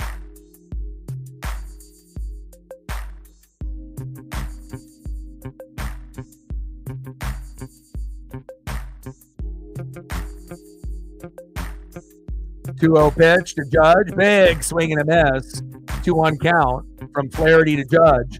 And Flaherty, you know, when I first, you know, started to watch kind of his technique, you know, here in the first couple innings, I was hoping that he was going to match Garrett Cole. Otherwise, it would have been a long night for the Dodgers. But he's been definitely better than I thought he was going to be here in Game 1.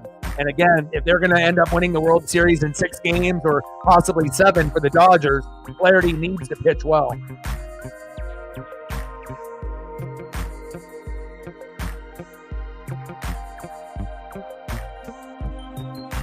2-2 count to Aaron Judge.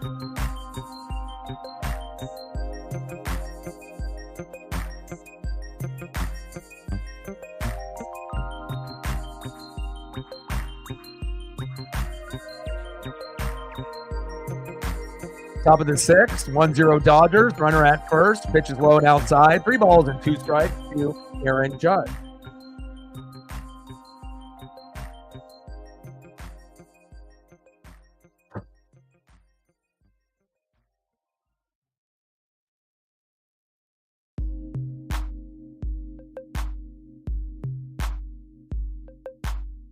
Got him. Wow. It is a pitching duel. Shohei Ohtani can't do anything. Aaron Judge can't do anything. And they will have that moonshot that everyone's looking for at some point in the World Series. But again, if they're going to be looking for moonshots at every at-bat, that's going to hurt the team. They have to just be able to get singles, you know, and not have that Julio Rodriguez mentality where you're just trying to hit a home run at every at-bat. And whoever ends up figuring that out first will end up probably winning this World Series. Next up, DH for the Yankees, 0 for 2 with a fielder's choice and a flyout, Giancarlo Stanton.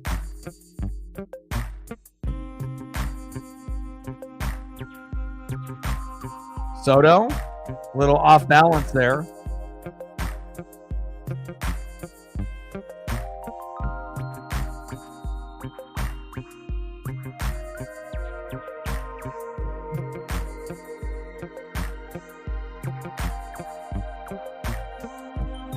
0-2 pitch. Whoa! Super high pitch there by Flaherty, maybe the wildest pitch he's had up to this point. And we already know that the Dodger bullpen is a little bit better than the starters just based off the injuries. But so far, there it is. Back, gone! Giancarlo Stanton says, let me take the lead. And they probably should have took him out this inning. And Giancarlo making him pay. Wow! Oh, my. 2-1 Yankees. Oh, my. Oh, my. We were waiting for that moonshot, right? And maybe with Judge and Ohtani, they need to be able to scale it back a little bit. But for Giancarlo in the DH spot that normally Judge is in, said, hey, I'll make sure it's a fucking moonshot. 412 feet. Exit velo 117. Bye-bye baseball. 2-1 Yankees. Wow. Next up, third baseman, Jazz Chisholm. And again, this will be something that they will have to learn. You know, one pitch. You played great up to that point, but that one pitch, you know, and this is going to be on Dave Roberts. You know, you're going to have to understand when to pull a guy and when to keep him in. And again, the Bronx Bombers are called that for a reason. So, wow. Unbelievable. Yes, they are. Wow. And now Dave Roberts walks to the mound. A little too late, Dave. I mean, obviously, if you had a bullpen guy in right now, that same result could have happened. We know that, you know, when Giancarlo is on, Judge is on, Ohtani is gone, they can do those types of things and hit you with the moonshot, right? But to be down 1-0, and you're probably thinking a majority of these runs are going to happen after Cole and Flaherty go out. This is why the World Series can be exciting at times and obviously heartbreaking for others. Wow.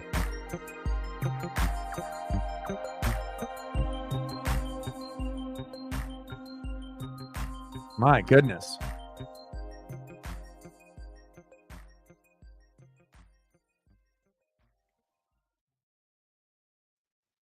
See if we can sprinkle in a few more photos here.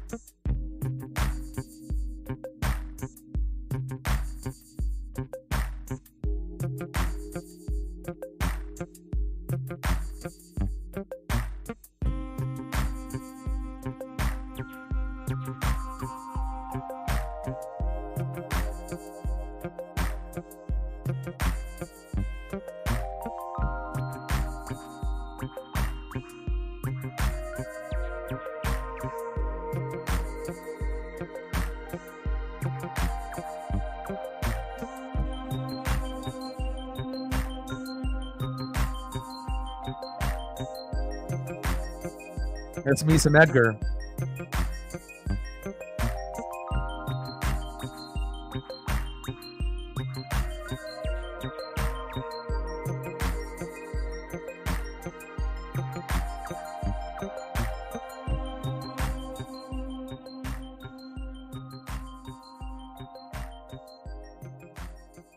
That's dope.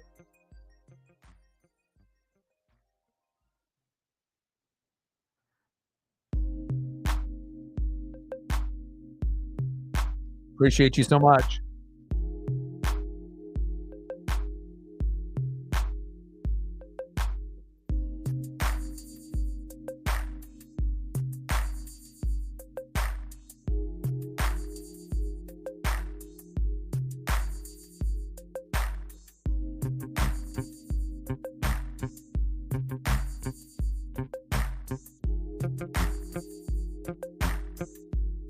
Anthony Banda in.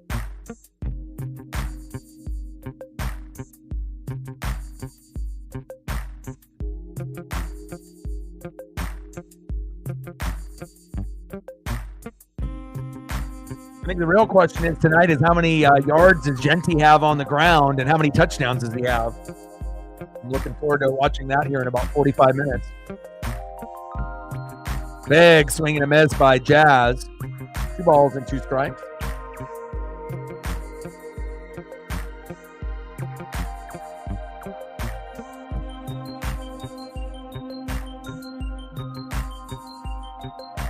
Jazz. Nice little base knock into right field there. And it seems like, with all the attitude issues that he had in Miami and being immature, obviously being around championship type of players and coaches, seems like he's kind of toned down a little bit of his extracurricular shit that he was doing there in Miami. Good for him. Next up, first baseman Anthony Rizzo.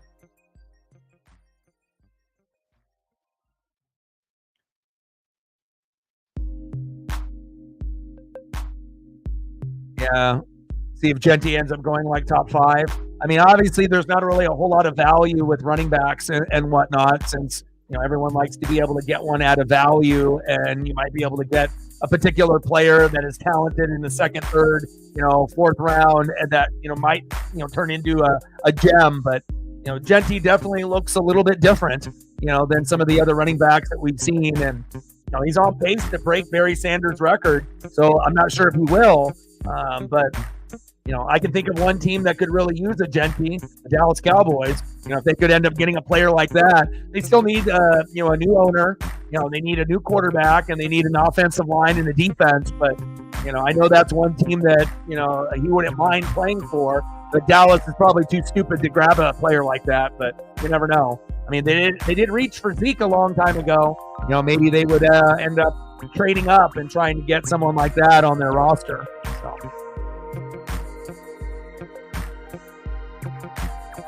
But he would be a good fit in Dallas, obviously, with their running back problems. But they still need offensive line, a better quarterback, a better defense. I mean, they have a lot of holes, for being quote unquote America's team. So.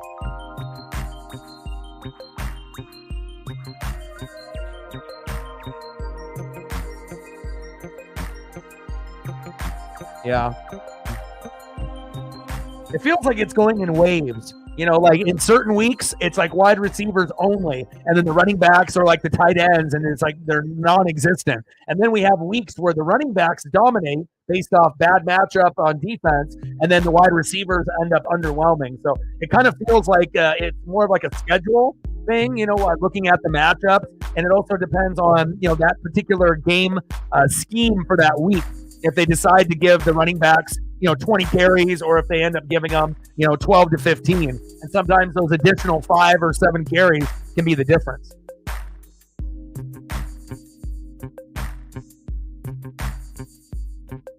Next up is shortstop Anthony Volpe. Looks like he's intentionally walked. Next up is catcher Austin Wells.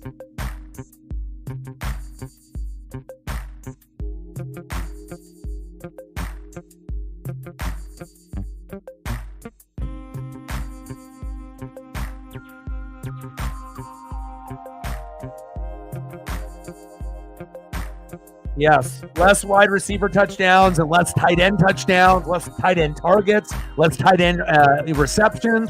Like I said, this is the lowest tight end production that we've had in like 10 to 15 years for whatever reason. It's one thing, to have like a particular team fade, like a Laporta, at least early on, and maybe he'll get more looks now with, J-Mo being out for a game or two, but you just don't really know. But for whatever reason, besides like George Kittle, Trey McBride, and Brock Bowers, they're getting it. But as far as everyone else, it's very hit or miss, and it seems like it's more miss than hit. Big swing and a miss.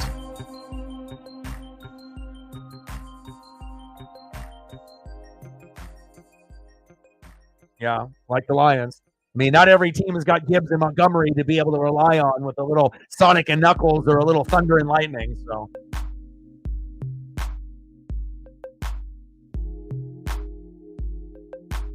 Yeah, but even top tier receivers like Justin Jefferson, normally, is getting over 100 yards almost every game and, a touchdown or two. And even his numbers are down. He's still having a good fantasy year, but not as good in the past couple years. So And obviously that will have to do with the quarterbacks. Sam Darnold isn't as good as Kirk Cousins when he was there and he was healthy, but, it is what it is. I guess that's what we have to kind of deal with. Wells? Wow. Edmund is everywhere there. That time saves a run, but we got the bases loaded. Yeah. It definitely helps when you have Pro Bowl linemen. It's like Zeke, in his rookie year, and then after that, progressively getting worse and worse. It's like if you don't have good offensive linemen, then, but also if you have great offensive linemen and great running backs like the Lions do, then you're going to maximize the points in fantasy as well as the wins, weekly. Because let's be honest, can anybody really stop, Gibbs and Montgomery? And the answer is no.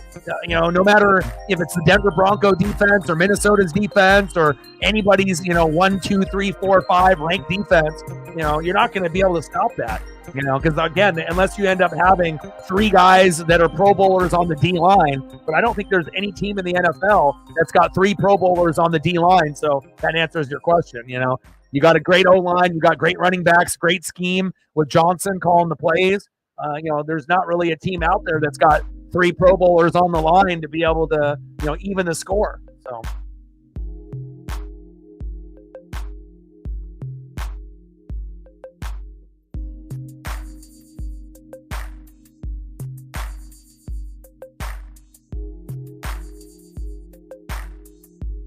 Verdugo chops that one foul.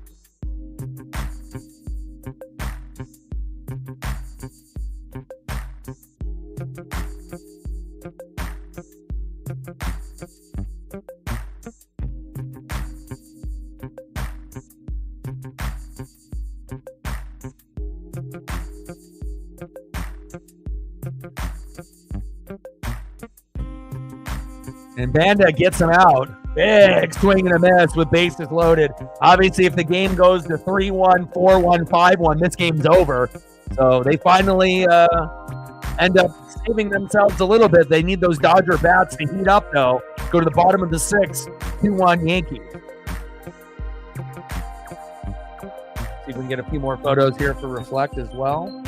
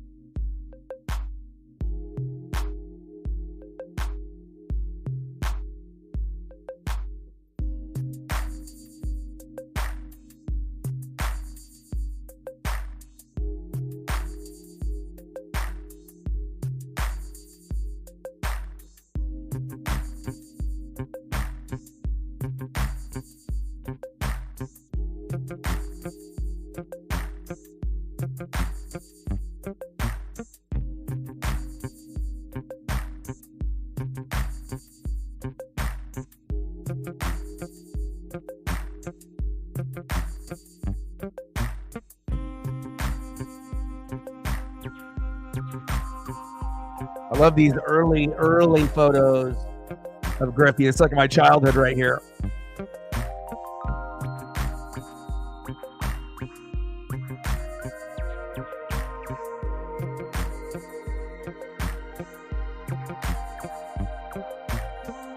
Vintage 89, 90 Ken Griffey Jr. Memories that last a lifetime. And then obviously when Dad got traded to the Mariners in 90.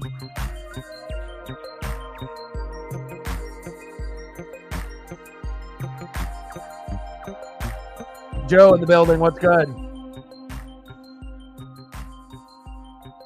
Yeah, I mean, he probably kept him in there a little too long, especially when the bullpen has been the strength. And, obviously with the starting pitching, we already know Cole is better than Flaherty overall.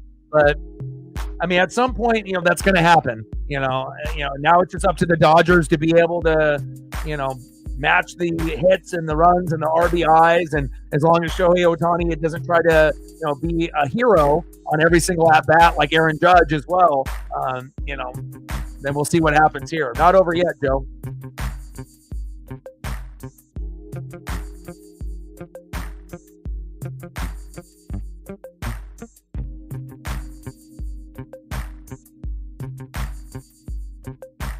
Next up is Tommy Edman. Had a little bit of a rough day there defensively, but maybe he'll be able to make up for it with his bat. But the game is far from being over, Joe. And obviously, unfortunately, with Fernando Valenzuela passing away, I know that was like your favorite player. You got a lot of memorabilia of him. I ended up getting an autographed card for my dad, a few years ago, and I know that he loves that. And the Dodgers are definitely going to be trying to win it for Fernando and Fernando Mania. So sometimes when you have that extra incentive, whether someone's got cancer or someone passes away in the organization, it gives them a little extra motivation. There we go, Tommy. Just like I said, and you've been able to get a few doubles and triples here. There you go, Tommy. There you go. There you go, Tommy. Next up for the Dodgers, Shohei Ohtani. See if he can bring that electricity here. Dodgers are going to need it. He doesn't even need to homer here. Just get an RBI to tie it up.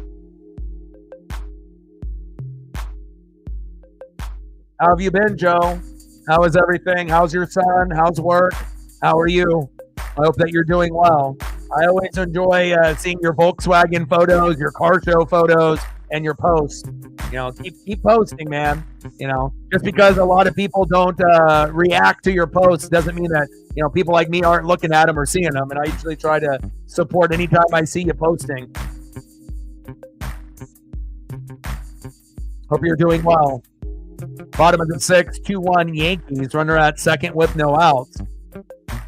Let's see if Shohei can make Garrett Cole pay. Everything is great. Good to hear. And I know that, we both have gone through the ups and the downs with the mental health. And Shohei running to first. Got him. Wow, that was close. But at least he moves Tommy Edman over the third. But that's great news, man. Every time I see photos of your son, it's a mirror image of you, man. And I'm glad that you have a good relationship with your son. And every time you end up going above and beyond, whether it's at a pumpkin patch or a car show, you can see the joy in his face. And I really like the picture of you and your son and your brother that you posted a little while back. Great photo, my guy.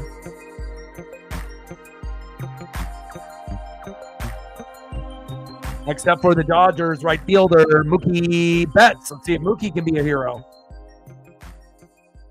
We're at 300. Let's get to 4 if we can. We've already, hit a goal, hit the secondary goal, and hit the third goal. But obviously reflecting Captain Oreo, supporting through and through, and it means a lot. Pitches outside, 1 ball and 1 strike. We've got 30 minutes until we get Boise State and UNLV. Both only have 1 loss. Trap game for Genty and Boise State, but I will be flipping that on in a half hour if someone wants to remind me. 1-1 pitch. Big swing and a miss by Mookie. 1 ball and 2 strikes. Come on, Mook. Let's go.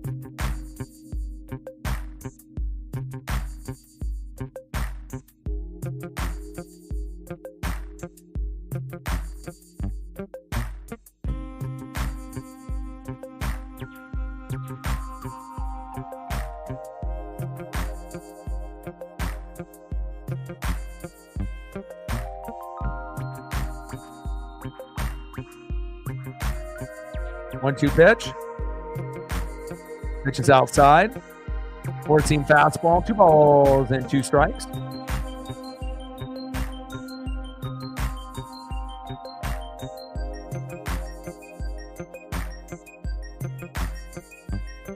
Two-two pitch. Mookie crushes that 4-seam fastball. Foul. balls and 2 strikes.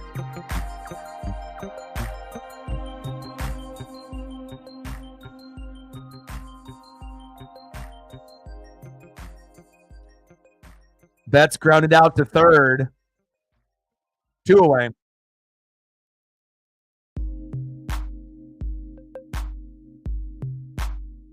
Chisholm with the defense. Next up for the Dodgers, 1 for 2, the person that has probably the most plate discipline in the MLB, Freddie Freeman. See if he can bring some electricity to the fans here in LA.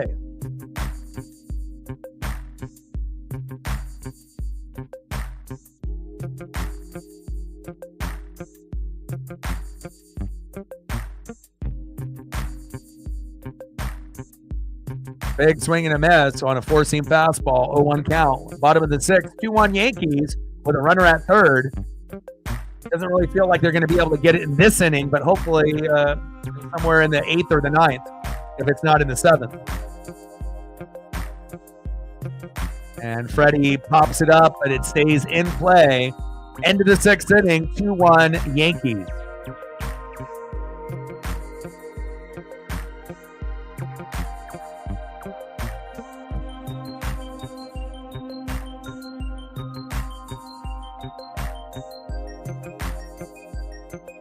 Next up for the Yankees, 1 for 3, second baseman Gleyber Torres.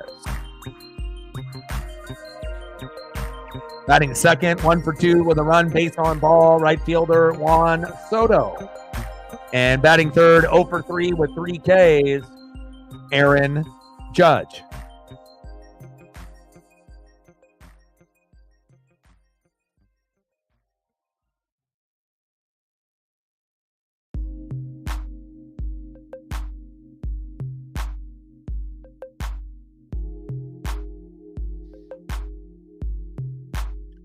Yeah, that would be great. You know, obviously you watch a lot of news and read a lot like myself. And, you know, we understand what's going on, right? We understand with the global warming and everything else.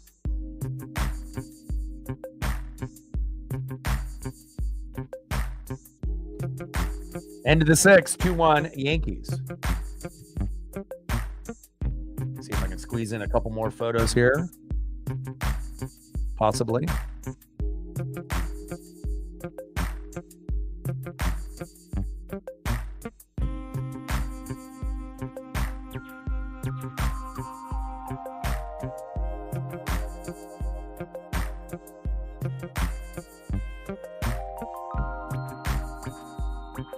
If I can find one that's worthy enough.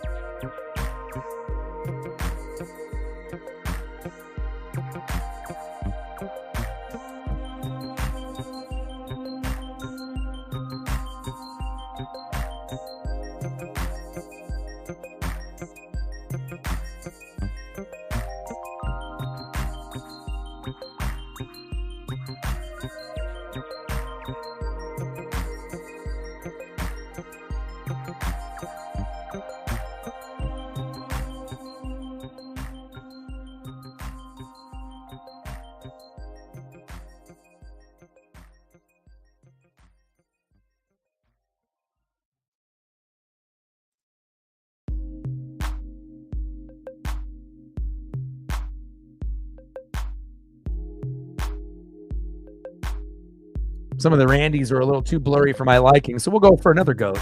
We'll go for a little Ichiro.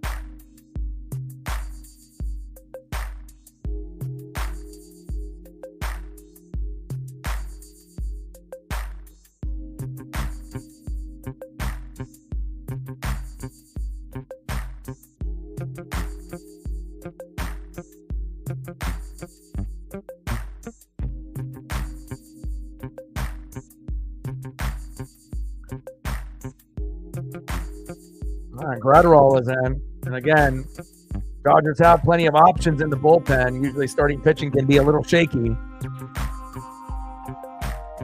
Top of the 7th, 2-1 Yankees. And if you're just tuning in, Smith hit a sacrifice to right, and Kike Hernandez scored in the 5th to make it 1-0, and then Giancarlo Stanton ended up having a moonshot, 412 feet in the sixth, to make it 2-1 New York.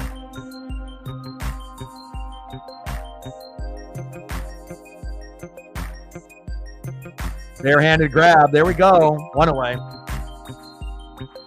Yeah, I don't eat McDonald's, so I did hear about that. I also heard that there's some is it like what, prepackaged salmon from Costco that might have like malaria or like some kind of obviously bad things distributing there. So, but I mean, I don't really go to Costco, so I don't got to worry about that. But I think those are the only two things that I've heard recently about the food.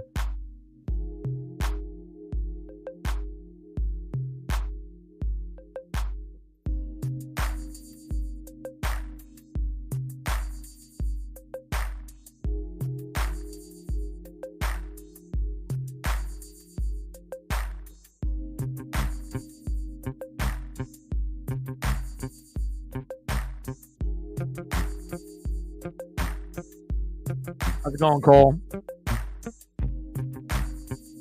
Yeah, we had 10 from Captain Oreo and 290 from Reflect.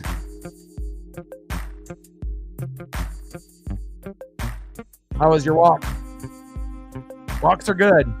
Helps you clear your head, and it makes me feel great. Like I said, the idea of going on a walk, not necessarily ideal all the time, depending on how you feel. But once you actually get out there and do it, and then you get back and then you feel like you accomplished something.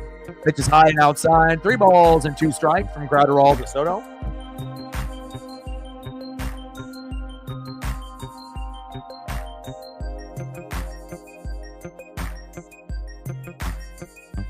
Soto, dribbler towards first base, foul. Count remains 3-2. Soto popped up to the shortstop, 2 away. Next up, for the Yankees, 0 for 3. Will it be 0 for 4 or 1 for 4? Aaron Judge.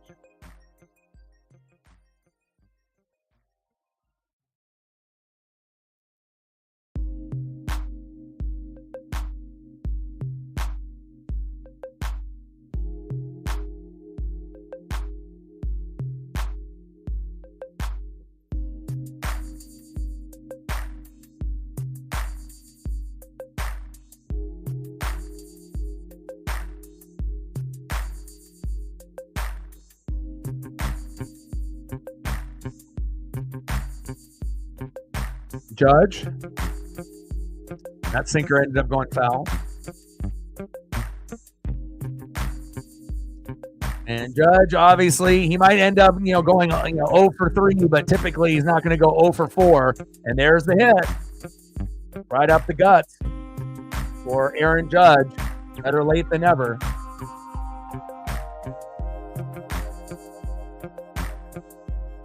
Next up, Giancarlo Stanton.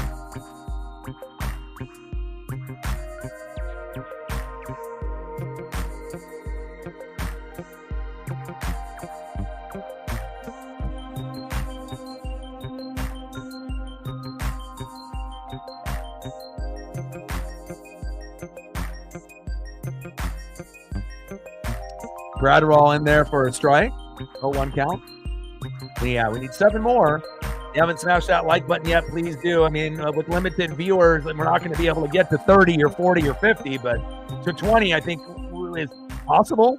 We got a few more innings to go, so kind of just depends on who shows up and who wants to show support. So.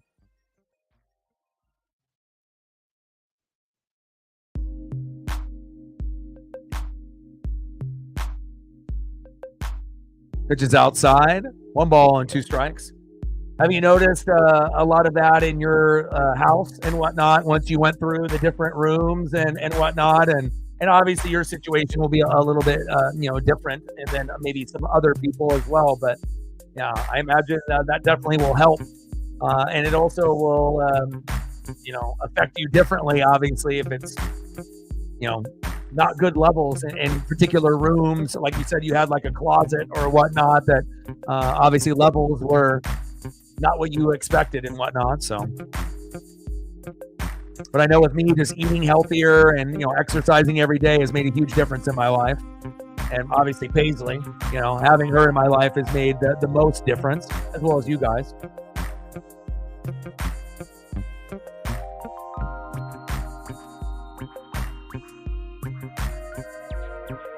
Pitch is outside. Got him, though.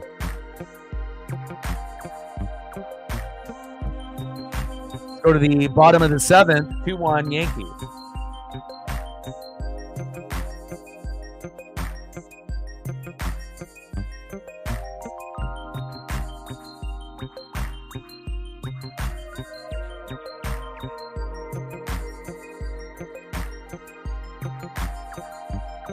We're going to squeeze in a few Mariners or Seahawks here real quick.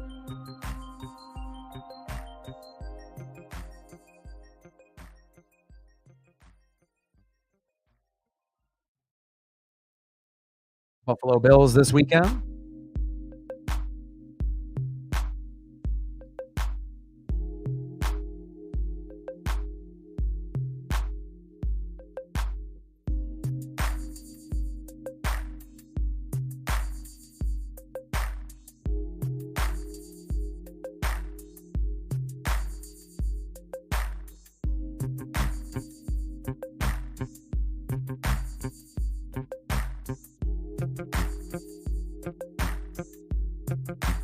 Like you got the number one passing offense, but then as far as pass blocking, it's like bottom 5. Can you imagine if they actually had a good offensive line? The numbers would be through the roof. I mean, they're already number 1 with a bad offensive line. Can you imagine if they end up having a top 10 offensive line with the weapons that they have?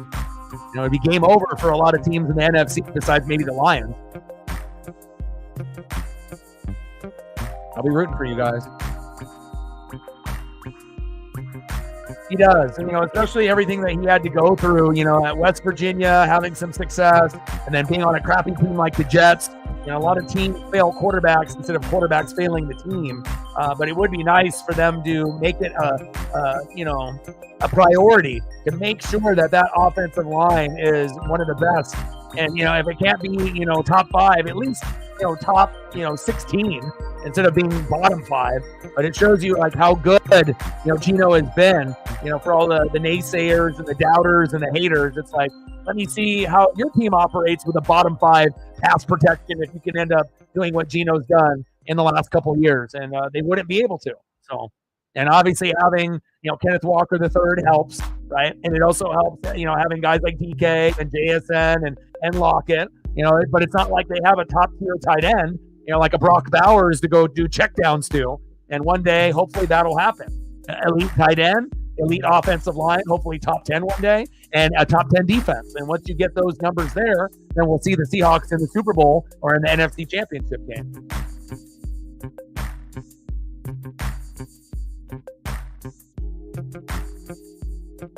I'm always looking at stats. I'm always reading. I'm always on it.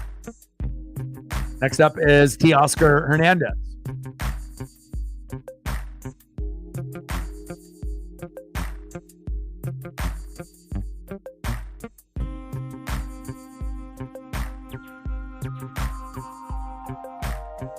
Behind the count 0-2.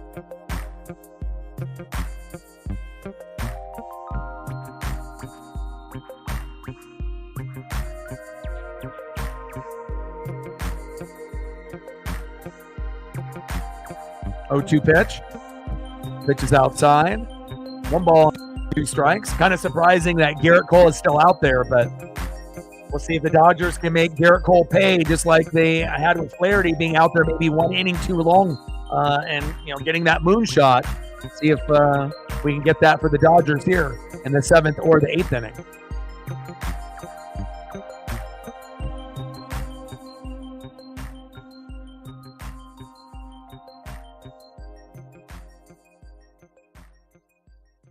All right, 14 minutes for Boise State and UNLV, baby.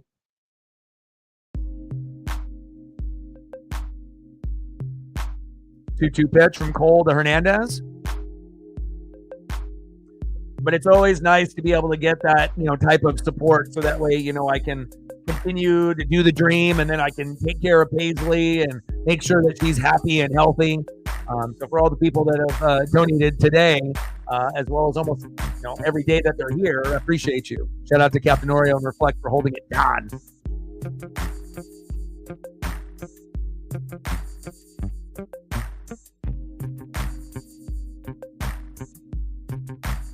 There's a Mariner World Series.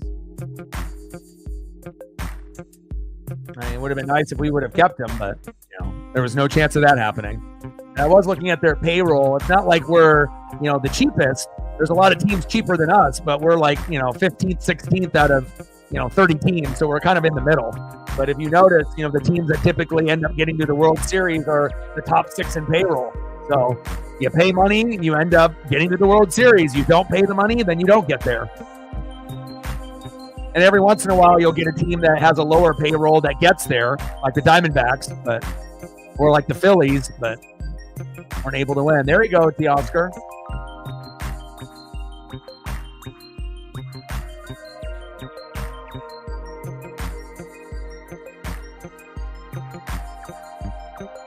Next up, third baseman Max Muncy.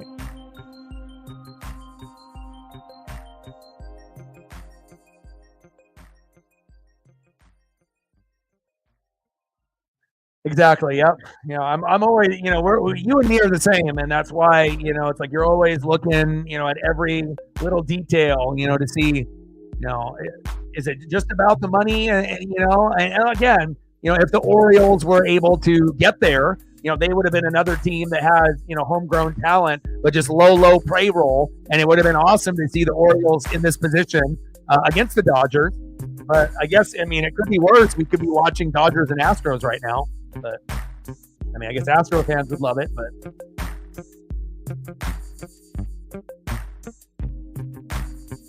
something like that.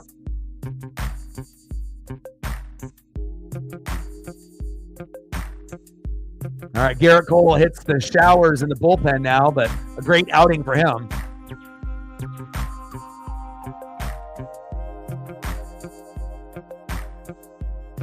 How many rushing yards for Genty tonight? Does he get 150? Does he get 200? And how many touchdowns does Genty have? 2, 3, 4, 5? And it's like crazy to think, of saying someone getting 200 yards and 5 touchdowns seems ridiculous. But for Genty, it doesn't, He's putting up Barry Sanders types of numbers, regardless of defense that's good or defense that's average or defense that's bad.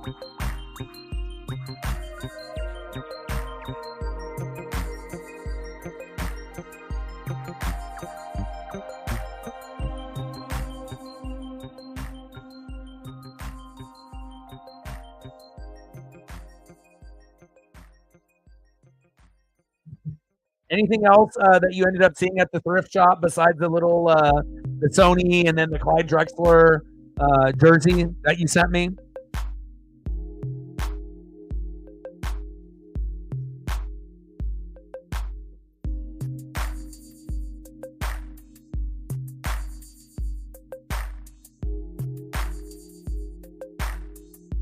Yeah, shitty Kraken yesterday, ended up being down 3-1 in the third period. Then they fought back.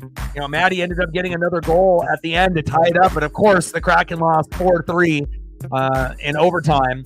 And it just feels like, with the team, if the play in net is going to be like it was last year and it's going to be inconsistent, so they don't really have a superstar, on the team, it might end up being a fucking long year.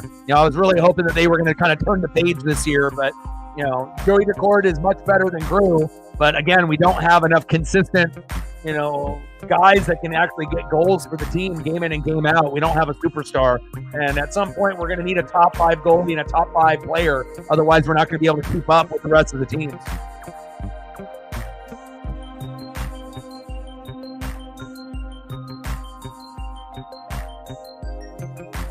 Yeah, Rutgers and USC also.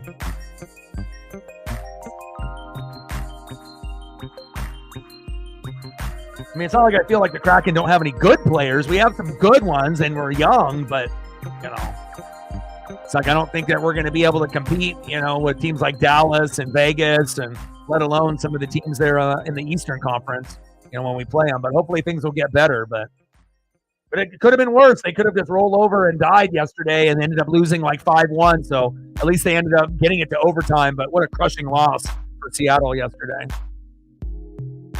Muncy hit by a pitch.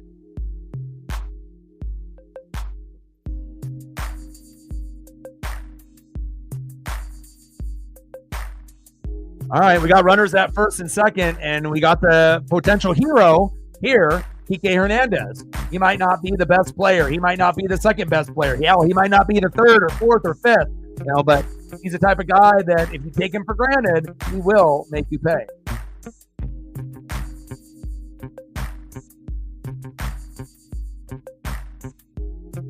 I mean, his numbers in the postseason compared to the regular season are astronomical.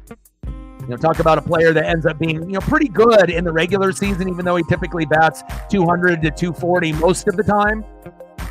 But again, in the postseason, 15 home runs in the postseason, it seems like he brings his best, whether it be in the, wild card round, in the NLDS, the NLCS, or the World Series.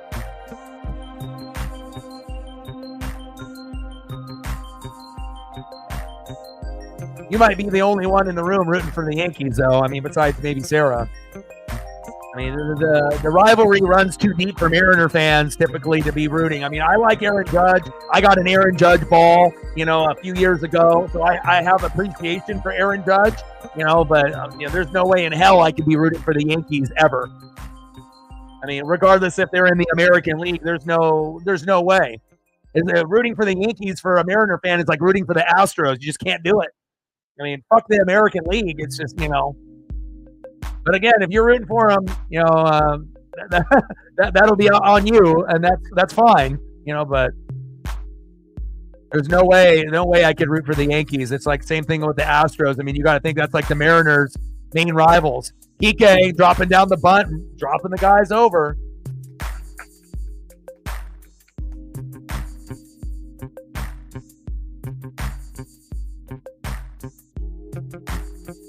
Nice job by Kike. Next up, catcher Will Smith. I mean, plus with all the history with the Mariners and, the 80s and the 90s and in the 2000s, it's like our biggest rivals, are the Astros, the Yankees, and then I guess maybe the Angels or, Texas, Popped up, Volpe, 2 away.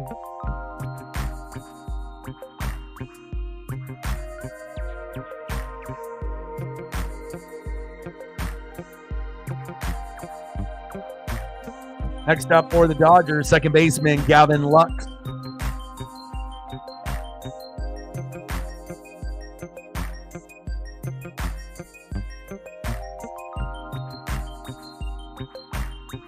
Big out for Clay Holmes there. Will Smith is a little upset that he wasn't able to get that key RBI. And Dodgers are running out of time, and obviously the Yankees are wanting to split in these first 2 games, and it goes back to New York. And obviously, being able to get the split, would be huge. If the Yankees end up winning the first 2 games, the Yankees are going to win in 6. So it really does. And it's possible the Dodgers could win in New York, just like the Yankees winning in LA. That could happen too. So.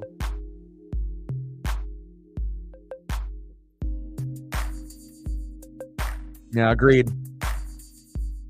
I wish we would have bunted starting from the very beginning of the season.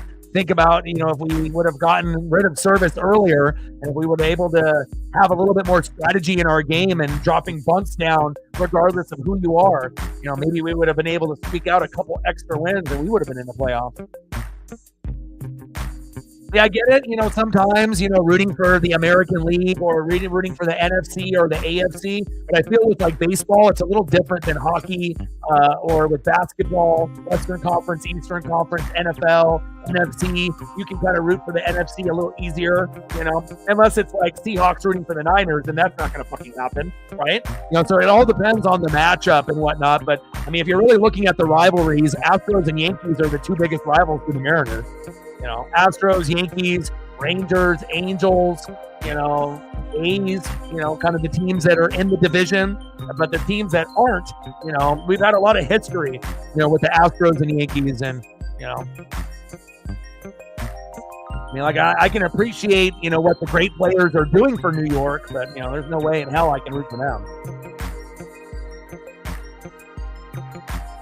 And it's going to be a long series. It's definitely not going to be a sweep. It's not going to be, Yankees or Dodgers in 5. At bare minimum, it's going to be 6 or 7 games. So, again, there's still time. And even if you end up dropping this game, realistically, game 2, it would more than likely be a win if you end up not coming back here. So still got a little ways to go.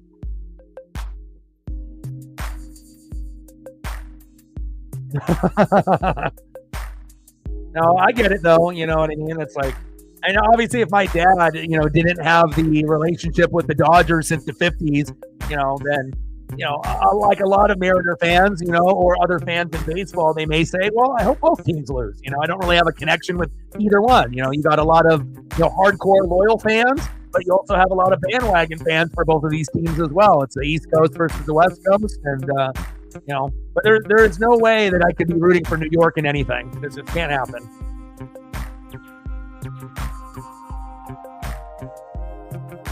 Yeah. I mean, rooting for the American League is one thing, but you got to look at the team and the relationship they have against the Mariners. It's like if the Astros were in it, would you be rooting for them? Fuck no. There's no way in hell. So, if the Seahawks, are your team and the Niners are in the Super Bowl, are you rooting for them? Fuck no. You hope they get stomped, right?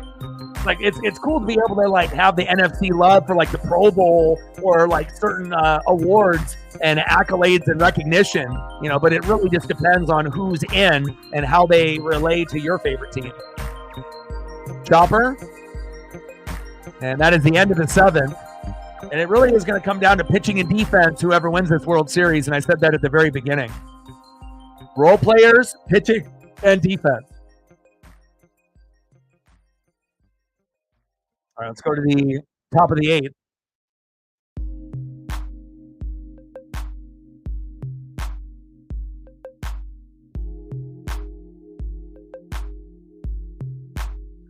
Next up for the Yankees, 1 for 3, third baseman, Jazz Chisholm. Batting second, first baseman, the former Cub, Anthony Rizzo. And batting third, shortstop, Anthony Volpe.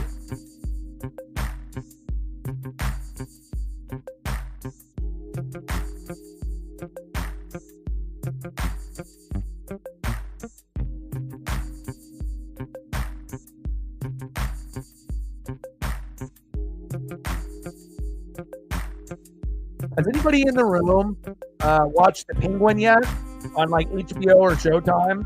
Like I'm highly considering like signing up for like an extension package on like Hulu or Prime or whatever, just to be able to watch that show. I usually, I tap into anything that I feel that is good.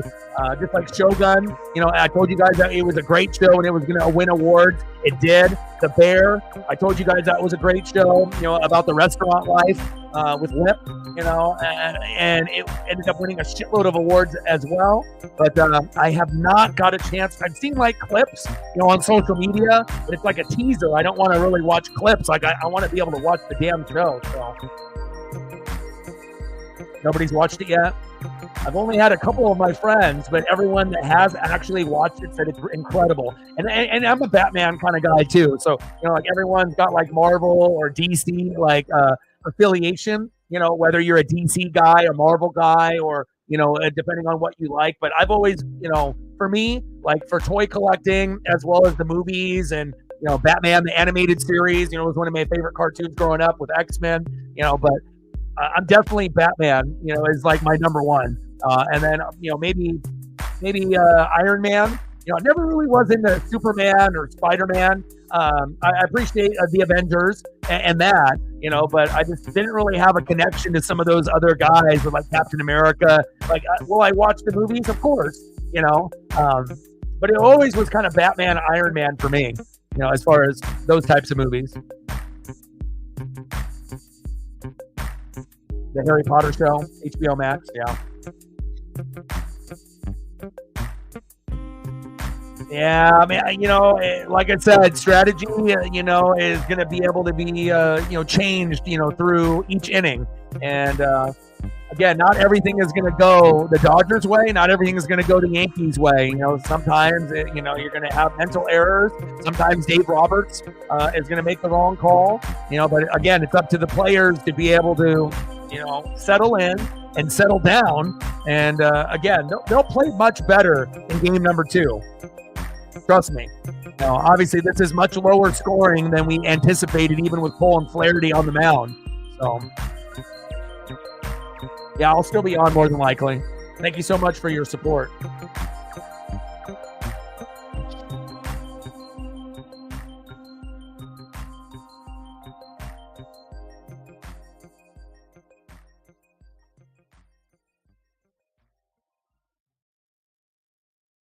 Pitch in there for a strike to Jazz. He can't believe it. 1 ball and 2 strikes. Vesia on the mound. Appreciate you, Reflect.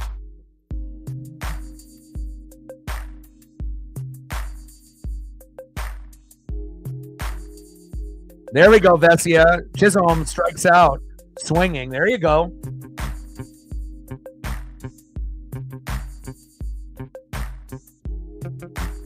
Down goes Jazz. 1 away.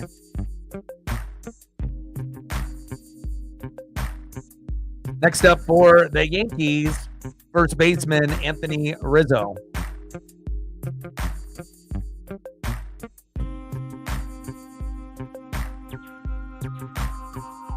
And you got to think, out of both of these teams, these are the only 2 teams on any given night that can put up 10 runs. Any given night. There's no other 2 teams in baseball that can put up 10 on any given night. So again, it's been a pitching duel. You know, things have not been ideal. You know, obviously with Garrett Cole on the mound, obviously there was Flaherty. And if you would have thought, you know, what pitcher was going to do better tonight, I think 99% of the world would probably say Garrett Cole because he is the better pitcher. But Flaherty did a good job besides that one pitch. And sometimes that's all it takes to give up that big monster moonshot, you know, to Giancarlo Stanton or a guy like Aaron Judge. So, you know, pitching and defense is going to be key, as well as role players 6 through the 9 hole in this particular series. It's not going to be easy winning this World Series for either team. It's not going to be a gimme. It's not going to be a sweep. You're going to have to go probably 6 or 7 games, you know, in this particular World Series. It's going to be a grind. Big swing and a miss. Down goes Rizzo. Oh, no, that's 2 strikes. I thought he was out. 1 ball and 2 strikes. He was walking towards the dugout there. Fernando Valenzuela, Fernando Mania, only player to win the Cy Young Rookie of the Year in the same season and the World Series, and it's never been done since. And that is Joe's favorite player of all time. You know, and anyone that has any Latino descent and any kind of heritage with being Mexican or Latino, you know, not only was this something that was a big thing in LA, but it was global. 1-2 pitch. Pitch is high. 2 balls and 2 strikes. And I'm a little jealous of your Fernando collection, Joe, if I'm being honest. But I was happy that I got my dad that Fernando autograph when I did, because obviously now with him passing, some of his stuff will definitely be going up in value. And I'm glad that they're giving him the proper love and respect that he deserves. Pitch is high and inside. 3 balls and 2 strikes. 5 more likes to 20. Let's get there. If you haven't smashed that like button yet, please do. Help us get to 20 if possible.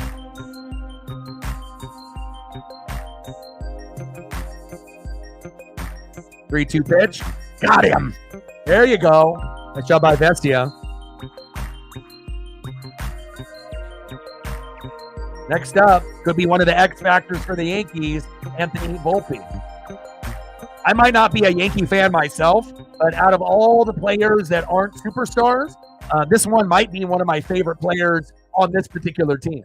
You know, I'm not going to go buy his jersey or, you know, go above and beyond like that, but, you know, definitely a young up-and-coming player. Still has a long ways to go, but definitely shows flashes here and there. 0 for 2 with an intentional walk in the 6th.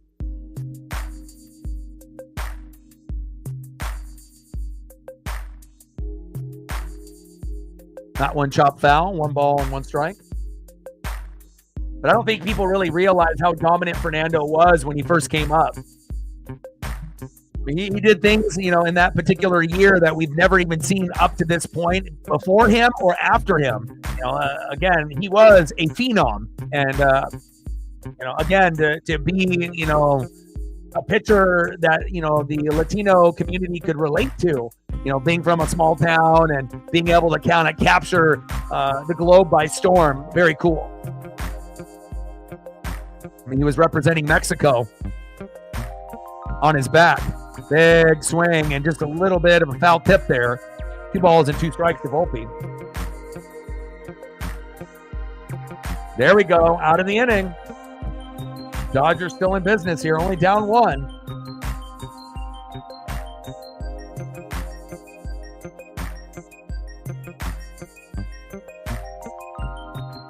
Nice job by Vesia. See you later. There we go. Kike said, I got it. All right, let's go to the bottom of the 8th inning. All right, bottom of the 8th. You're running out of time here. 1 for 2. Shortstop Tommy Edman. See if he can make up for that error in the first inning. Batting second. 0 for 3 with a K. He'll go 1 for 4, just like Aaron Judge. Shohei Ohtani. And batting third, 0 for 3. Needs to go 1 for 4 as well. Mookie Betts.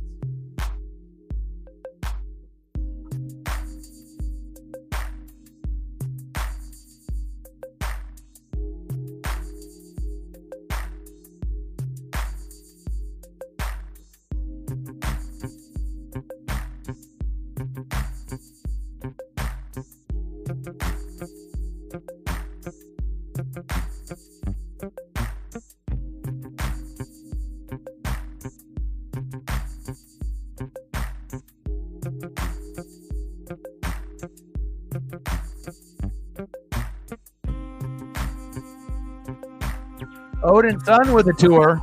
Hey, every dollar counts. Thank you, Odin. And I honestly mean that, whether it's $1, $2, $5, $10, not everyone is going to be able to, show the love and appreciation and have the extra finances to show love to me and Paisley like a Reflect with like 100 or 200 or 300. But every dollar counts. Appreciate you, Odin Sun.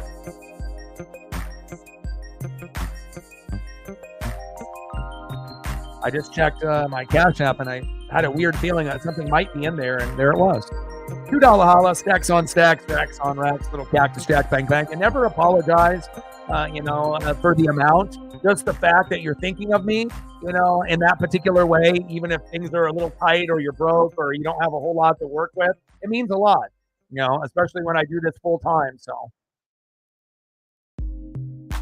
And I don't even know if he's in the room right now or if he just popped in and ended up having to go. But whether he can hear this now or not, appreciate you. I'm going to send him a little message.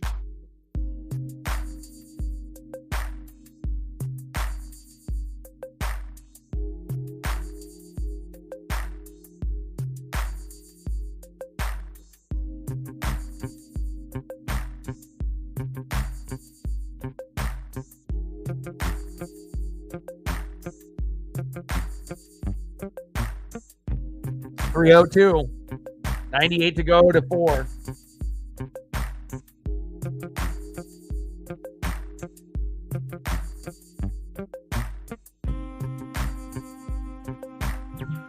Well, this ended up being a pretty successful stream. Obviously, I was hoping for a few more people to come through and hang out and enjoy the World Series. But again, it's not for everyone.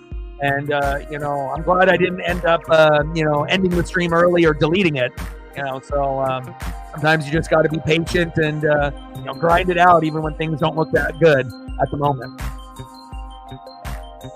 Patience is key, even though sometimes it's tough. But at least we know now that, this will be, the only one that we do, and I'll just watch all the other games, but we'll end up doing football instead. That'll be, just like when I thought, maybe I could do a little NBA, but NBA is still in the same, spot as they were last year. It's kind of hard to watch. So, we'll stick to Ducks in Illinois at 12:30 Pacific tomorrow. Then we'll do Cowboys and Niners on Sunday Night Football. And then we'll do Steelers and Giants on Monday Night Football. And I'll still watch all these World Series games, but we're just not going to stream them. Bottom of the 8th, 2-1 Yankees. But I will be watching, obviously, game 2 after I'm done with the Ducks game. I'll take Paisley on a long walk, and I'll definitely sit back, in the big screen and just snuggle up with her and root for the Dodgers to get the dub tomorrow. Go to first. Got him.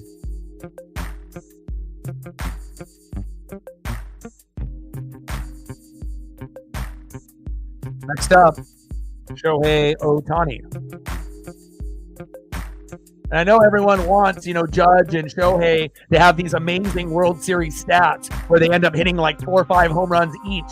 But realistically, you're probably not going to get that. You're probably going to see these guys struggle a little bit more than you would normally think. And it's probably going to be some of the role players that you wouldn't think to be heroes.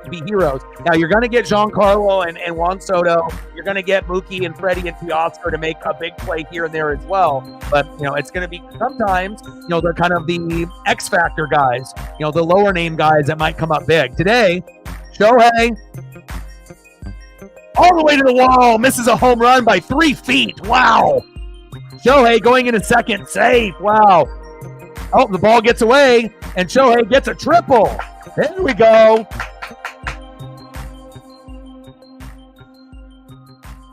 Wow. There you go. I know Shohei was really wanting that homer right there. Missing a homer by just a couple feet. Nice job, though. Good extension on that swing. Here we go. Next up, Mookie Betts, and it's a great opportunity for him to get the RBI and knock him in. This one feels like we're going into extras. Or maybe the Dodgers end up winning the game here. Ohtani double to right, and then a fielding error to let Shohei get to third. You cannot let a guy that's 6'4", that runs the bags as if he was, a guy that was 5'6" with ultimate speed. I've never seen a player that is built like Aaron Judge to be able to steal bags and to have that baseball awareness like Shohei Ohtani. Not only can he hit home runs, he's magnificent running the bags. Uh-oh, Luke Weaver coming in. Let's see if he can be the hero.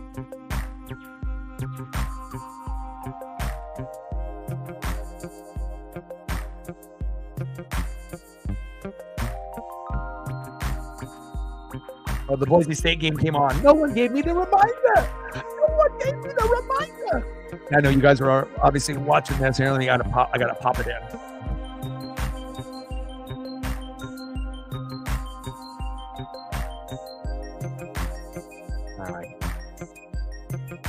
All right, now I'm locked in.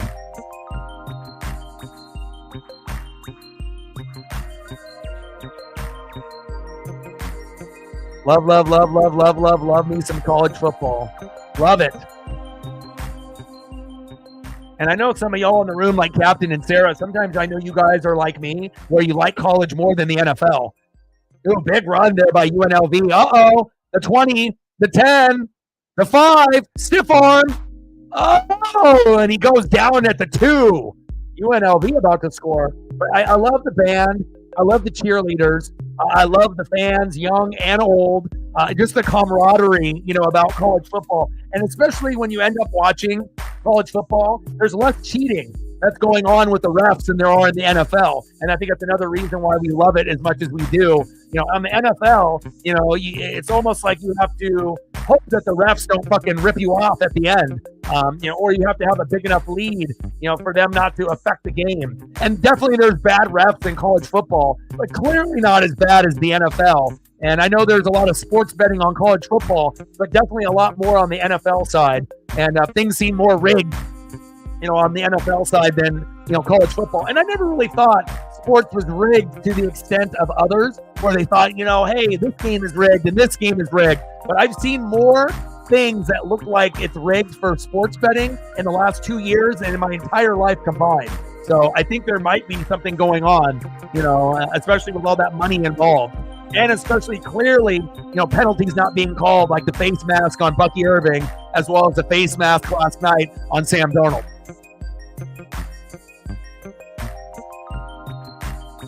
All right, baby. All right, I got the college football game on here as well. Baby, I love college football. Let's go. Can't wait for the Duck game tomorrow.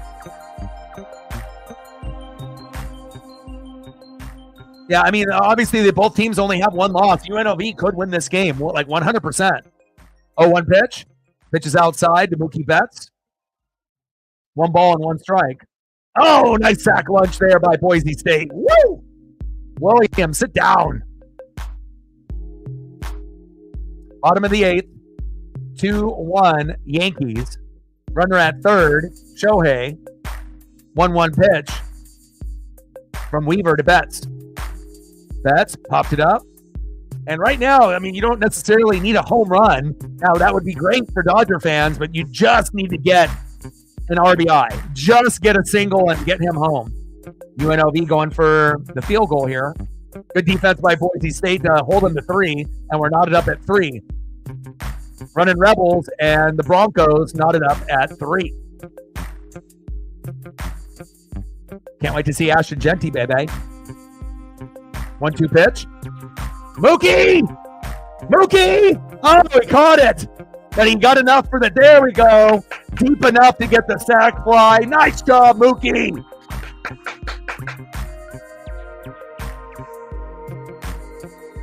There we go. I don't know if Joe is still watching right now, but there it is. There it is. You got to be patient in the World Series. Not every game is going to be 10-9 or 8-7 or 6-5. Sometimes you got to grind it out, and it's going to be a pitching duel, and that's exactly what we have here. But again, another guy that's a first ballot Hall of Famer, Mookie Betts. Nice fucking job. But if it wasn't Shohei Ohtani having the awareness in the double to see the ball bounce in front of him and go to third, they probably don't get anything this inning. So you got to really give credit to Shohei Ohtani for having that awareness to get to third base. Otherwise, the Yankees probably win this game 2-1 if we're being honest. Next up, the person that's got the best eyes in baseball and the best patience, Freddie Freeman, another first ballot Hall of Famer. Here we go. I haven't got a chance to watch too many UNLV games in entirety, but I have been able to catch a little bit of them this season. And from what I've seen, they look pretty decent.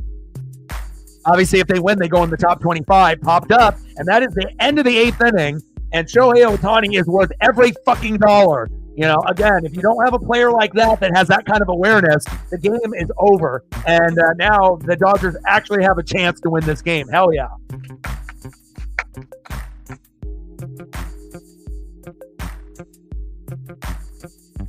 Plus, you know, I love seeing teams that are underrated, you know, that end up having, you know, good win totals, you know, like UNLV, you know, when you have a team that's like 5-1, 6-1, that's not ranked, but maybe should be in the top 25, you can definitely tell there's a bias against like smaller schools. And obviously, if they beat Boise State, they'll be in the top 25. But even though they're not in the top 25 now, doesn't mean that they're intimidated, thinking they're going to get blown out by Boise State. I guarantee UNLV is going into the matchup trying to play spoiler and thinking that they actually can win the game.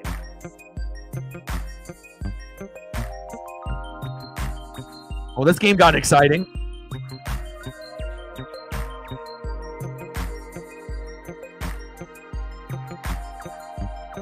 Next up for the Yankees here in the top of the 9th, catcher Austin Wells. Batting second, the former Red Sox and Dodger left fielder Alex Verdugo. And batting third, second baseman Gleyber Torres.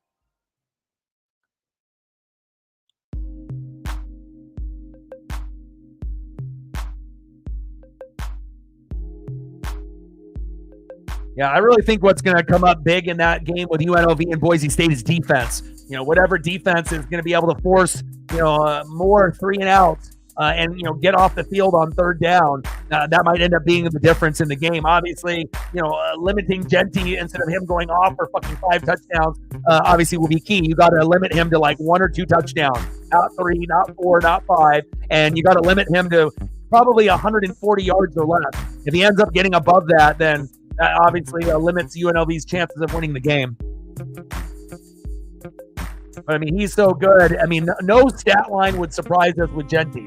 You know, oh, Genty got 5 touchdowns and 200 yards. It's not like that's unbelievable. Like, he's so good. Like, that is a believable stat line. Now, for him to go no touchdowns and less than like 80 yards, that would be shocking. And I don't know if you're ever going to see a team hold them to a stat line like that. Unless we end up going to the college football playoff and if Boise State makes it and they end up playing like Georgia or a team like that, Oregon obviously tried their best and we still have one of the best defenses, but he still ran all over us. So, but I mean, if they play Georgia, maybe Genty looks kind of mid or average, but if it's not a Georgia defense, he's going to probably run all over. And honestly, even if he did play Georgia defense, he probably still would score a touchdown or two. He's that fucking good.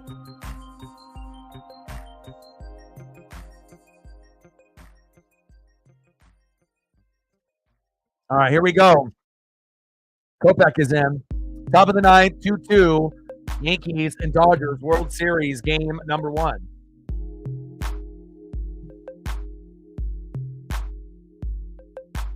Glad that they have this college football game on as well. Gives me something to be able to watch after this World Series ends, and I take Paisley on a walk.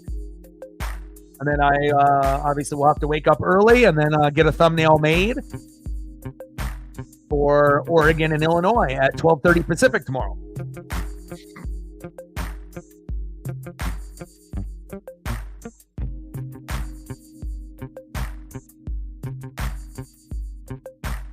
Wells grounded out to second, 1 away. Next up for the Yankees, left fielder Alex Verdugo.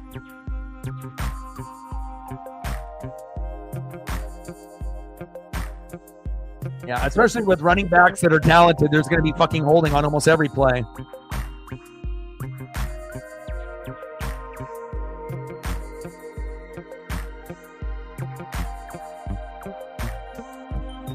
Gleyber Torres with the massive error there, cost them this game more than likely. Just like Edmund, having that error early on, they didn't get any runs off of it. But again, you can't make a mental error, when you're playing a team like the Yankees or Dodgers. They will make you pay. But also, too, it helped that they had Shohei Ohtani in that situation, because if that was any other player on the Dodgers, they probably don't run to third. So.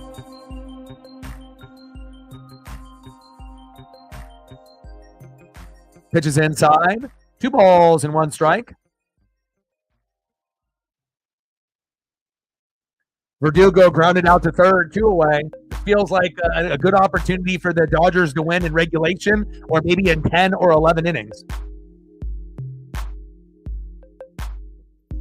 Next up, second baseman Gleyber Torres. See if he can make up for that error that might have cost them the game in game 1.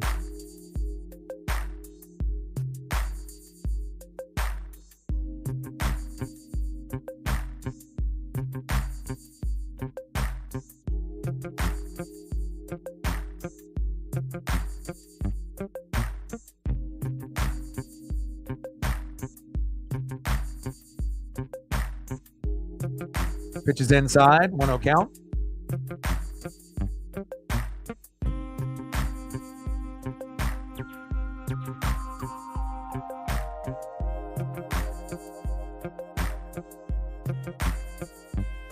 Big swing and a miss. 1 ball and 1 strike to Gleyber Torres.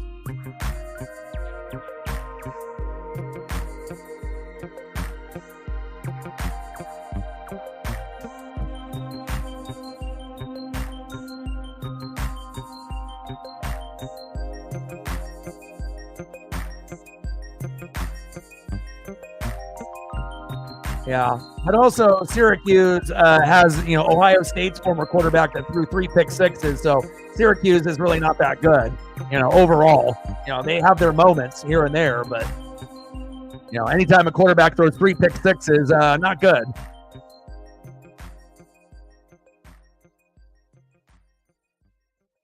Gone! Wow. Man interference.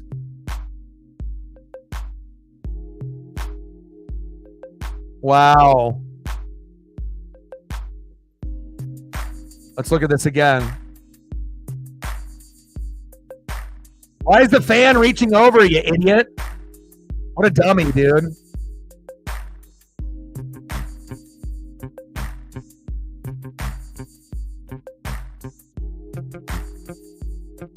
Dude, what an idiot.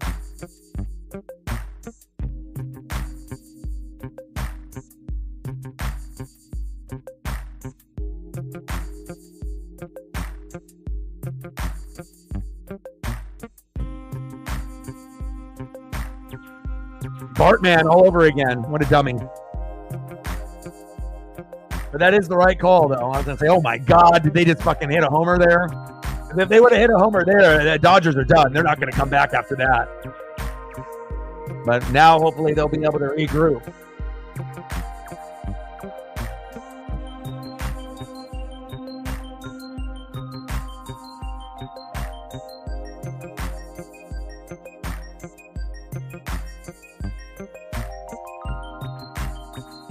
Yeah, but the thing is Soto or Judge can get an RBI or a home run on any given day. So it's kind of like a lose-lose situation. I mean, obviously, Judge is only 1 for 4, but anybody that's smart that's watched baseball knows it doesn't matter. They could be 0 for 5, and if you give them one more time, that could be the time that they hit a homer to win the game.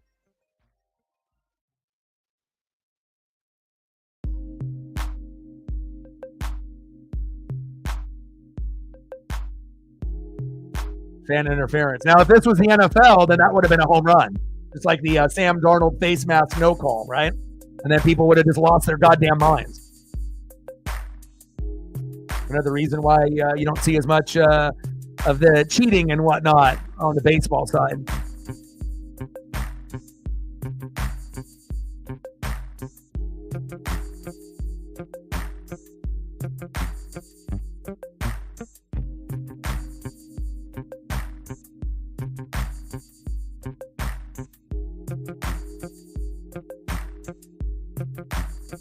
We got Trinan.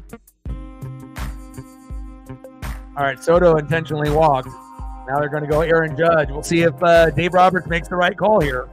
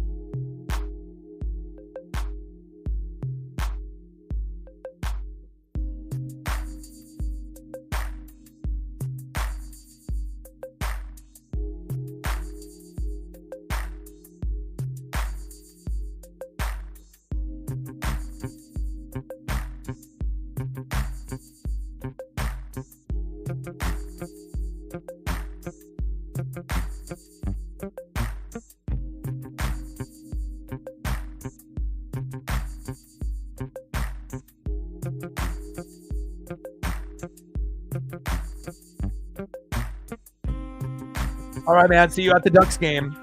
Go Ducks.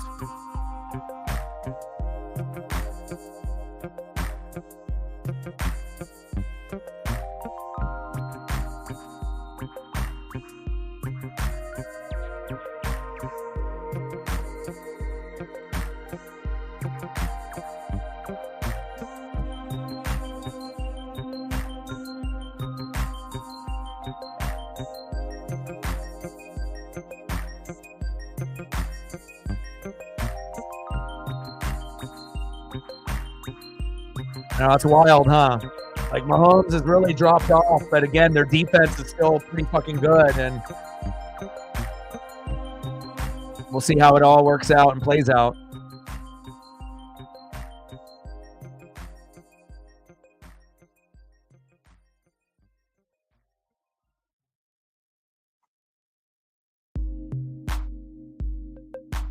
All right. Got Dominguez in there pinch running, which is a smart decision there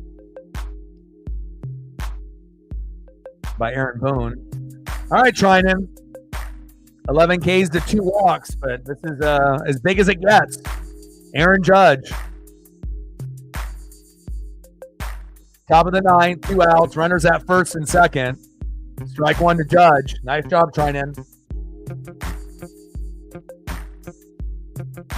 And these are kind of the moments that you hope to end up watching if you are a baseball fan, regardless of Dodgers or Yankees. Having one of the best players on the planet, up in the game late, finding the count 0-2. I like that, baby.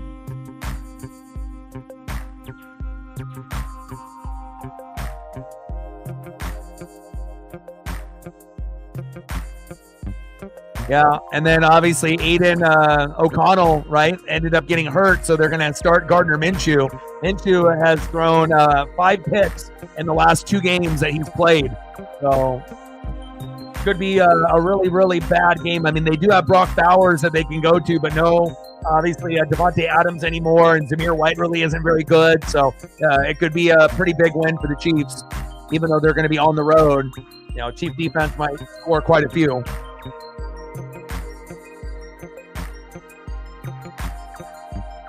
Like I got, Chief defense that's ranked number 1, against Minshew with the 5 picks in the last 2 games that he's played. And then also Denver, defense, which is number 1 ranked, but 3rd this week against Bryce Young. And we know Bryce isn't good either. So should be pretty big points out of both defenses, you would assume. Judge pops up. And Edmund is there to make up for his error. There it is. All right, Dodgers, here we go.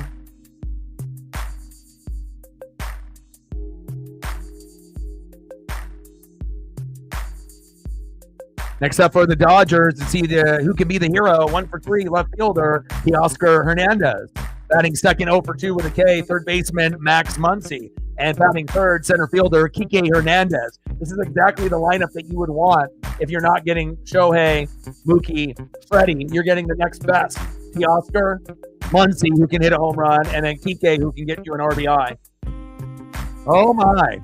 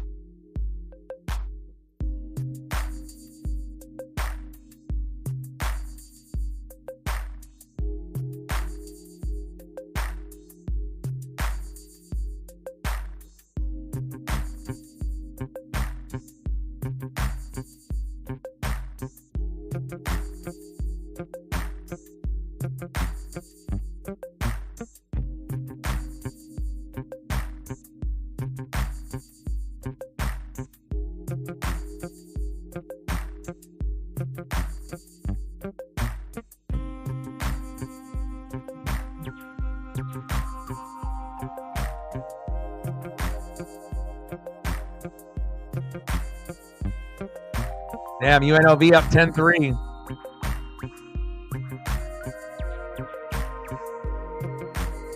Damn, Genty is elusive.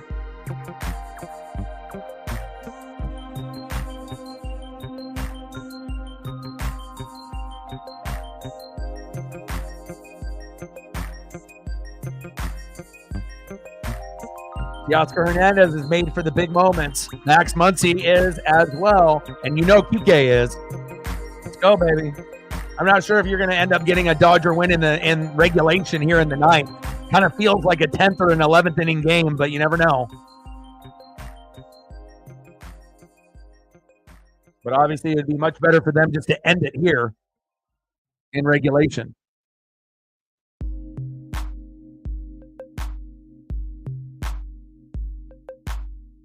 Weaver to Teoscar. Crushes that one foul.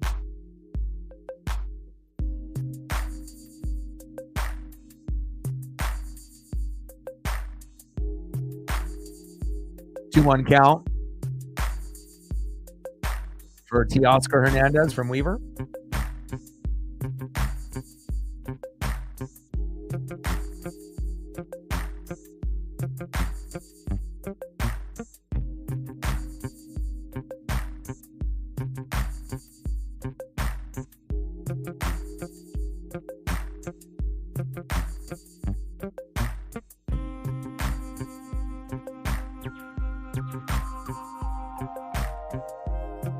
Got a little foul tip there. 2 balls and 2 strikes.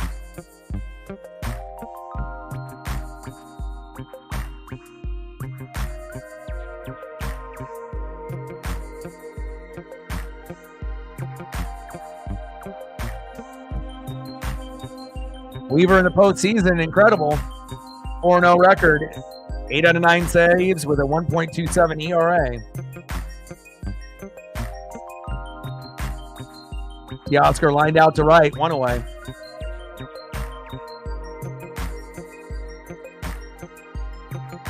Next up, third baseman Max Muncy.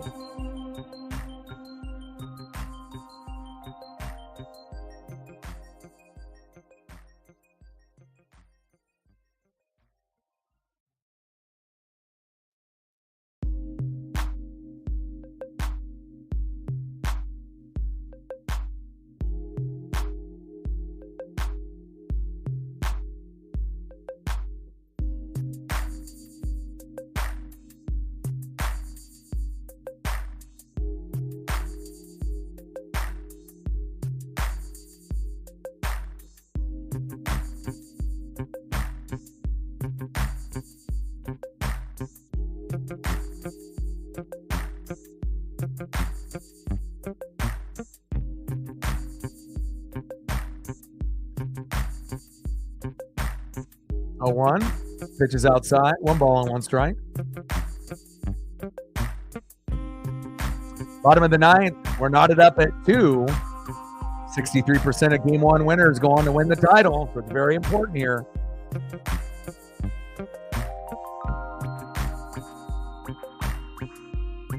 One pitch.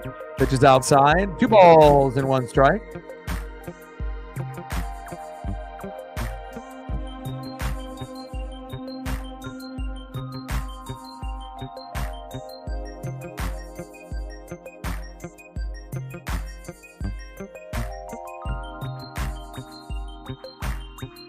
There we go. Pitches outside. Weaver losing his control. 3-1 count.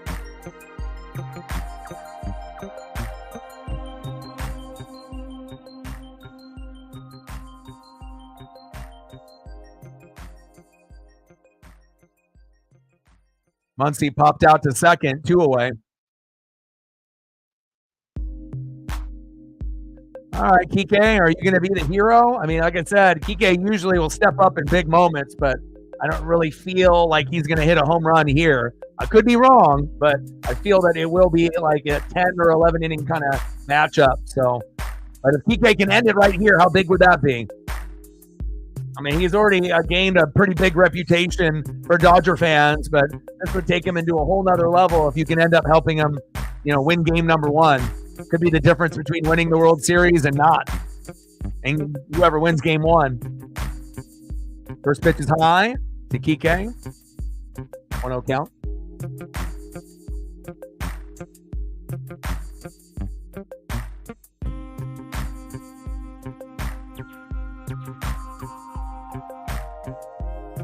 Big swing and a miss. 1 ball and 1 strike.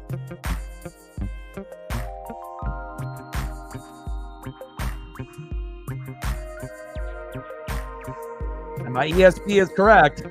I'm not going to be right all the time, but it just didn't feel like it was going to be, a Dodger win in regulation.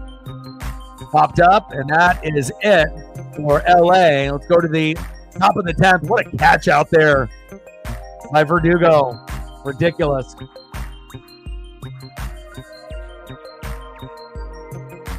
All right, we got to go to extras. Top of the 10th.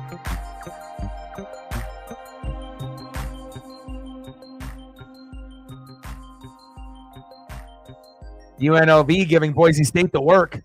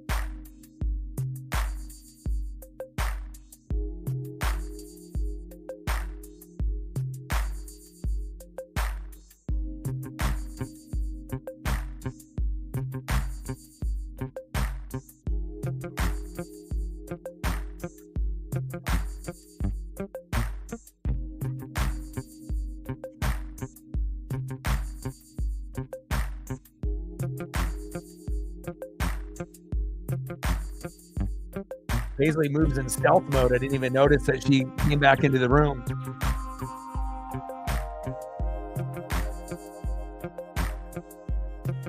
All right, top of the 10th, game number 1. Nothing for Giancarlo. Sit down. 1 away.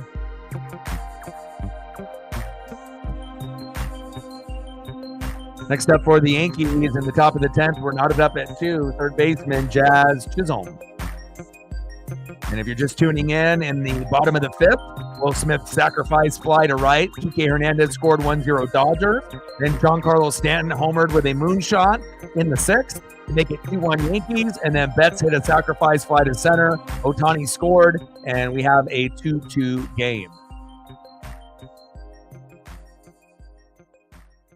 Jazz Chisholm with a single to right. Next up, first baseman Anthony Rizzo.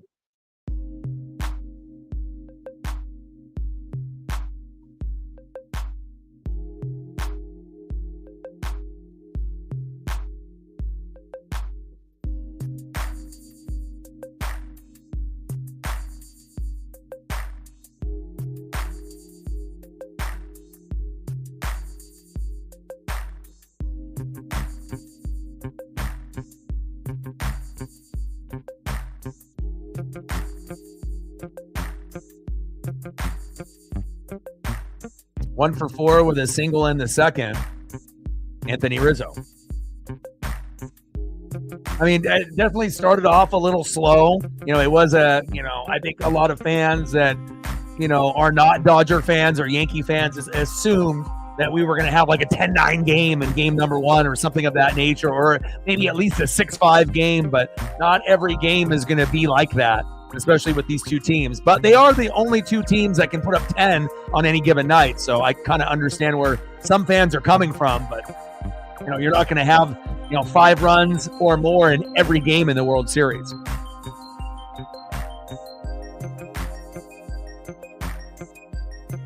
Jazz Chisholm stole second. Good awareness by Jazz.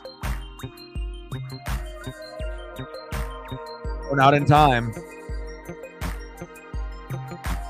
We hit him with the crank that soldier boy. Top of the 10th, 2-2. Yankees and Dodgers. Runner at second with one out.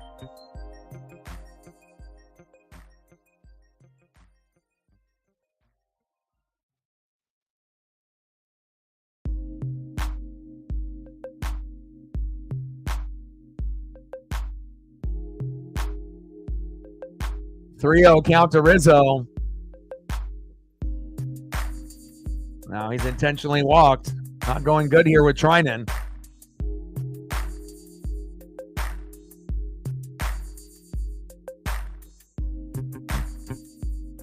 Next up for the Yankees, Anthony Volpe, 0 for 3. And they're obviously going to be hoping for a double play here. Get out of the inning.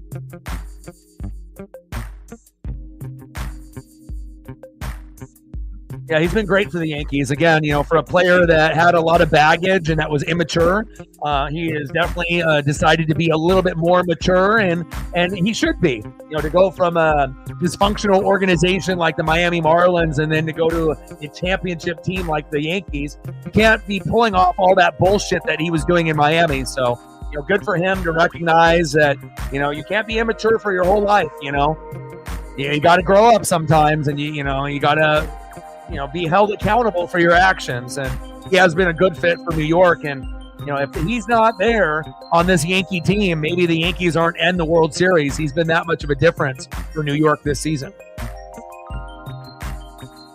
He's been a good fit.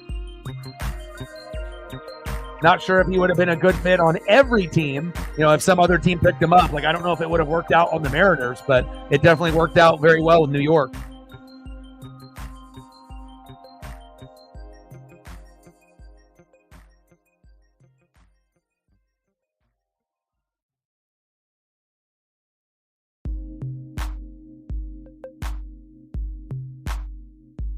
In the zone for a strike with that sweeper. 0-1 count. Top of the 10th, 2-2. Runner at first and second with one out. 0-1 count from Trinan to Volpe. Dodger fans and Yankee fans very nervous right now.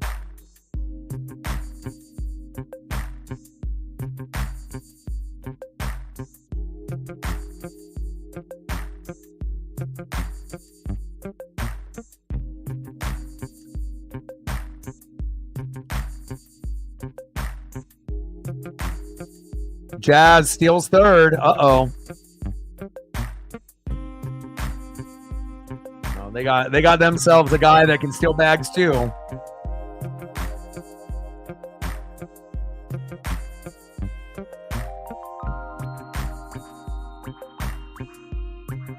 Runners on the corners with one out now.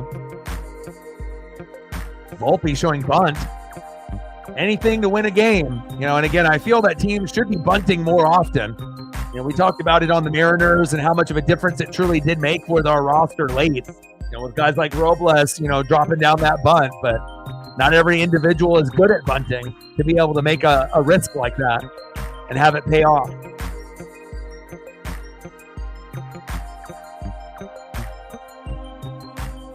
One-two pitch. Check swing. Did he go? 2 balls and 2 strikes.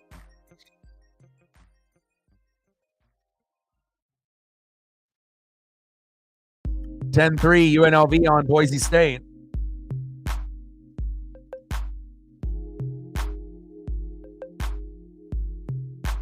Two pitch from Trinan to Volpe. Chopper. It's there. And he fumbles the bag. Wow. Edman. Garbage. Wow. Tommy Edman, what happened, Sarah? For as good as he was from the Cardinals, unbelievable.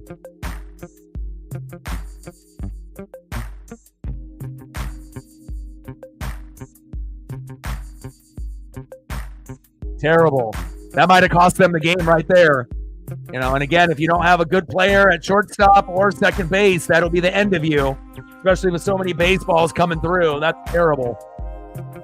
I mean, great for the Yankees, not for the Dodgers, though. And they'll be calling for his head for sure. And, you know, he's been pretty good for them this year and obviously had a good little playoff run, but you can't choke in the fucking World Series like that. Uh-oh. Tommy Edman. Not good. That might have cost them the game.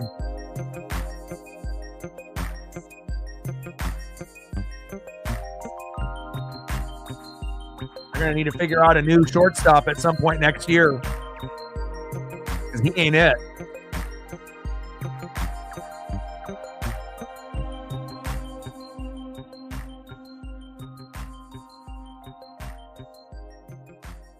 Volpe's still second. Now things are collapsing for the Dodgers. The game slipped away. And again, you know, it should have been a routine double play. Wow. Unbelievable. And what did I say at the very beginning? It was going to be pitching and defense that was going to end up winning the game. Pitching was good on both sides, but defense, not very good for the Dodgers and Tommy Edman.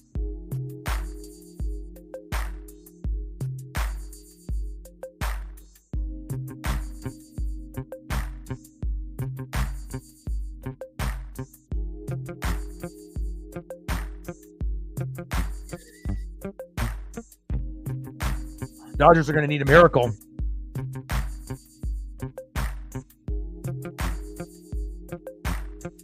Shows you how important it is to be able to navigate the bags like Shohei Ohtani and Jazz Chisholm.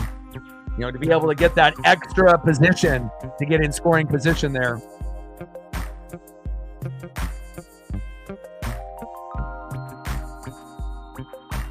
Well, they get out of the inning, but the damage is already done. 3-2 Yankees. And this one feels like it's over. Down goes Wells. Last opportunity now for Smith, Lux, and Edman, and very unlikely that they end up tying the game here. That's unfortunate.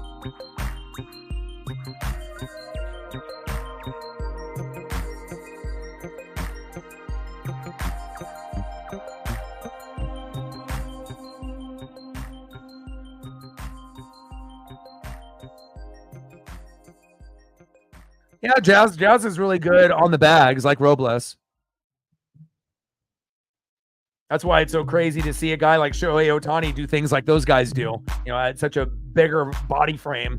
It's just unusual to see a guy 6'4", you know, 220, 30, 40, you know, running the bags like that.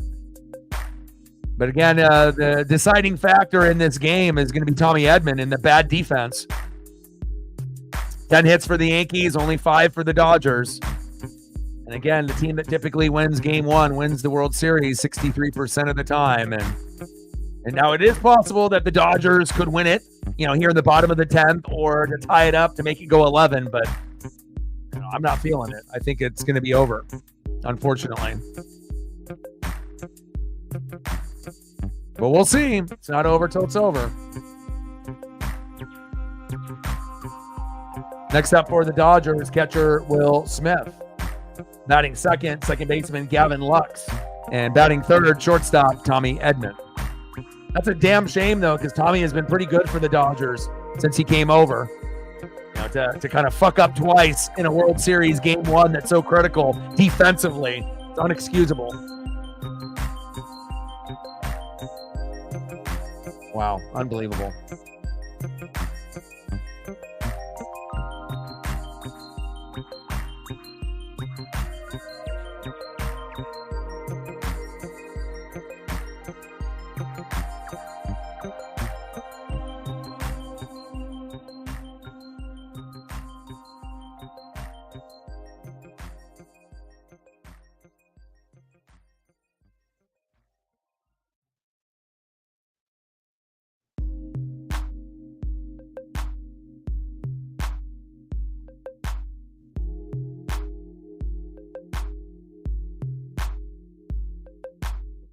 Missed field goal by UNLV. Nice.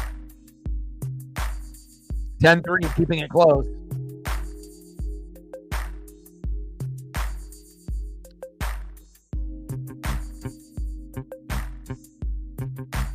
First pitch in there for a strike.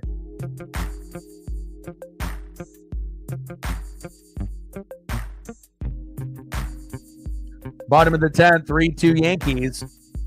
0-1 pitch. Pitch is outside. 1 ball and 1 strike.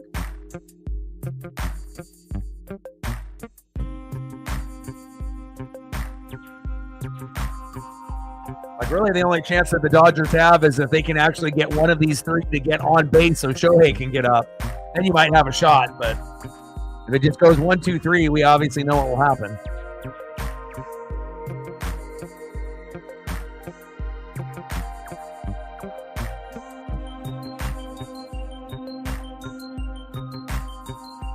Slide out to right, 1 away.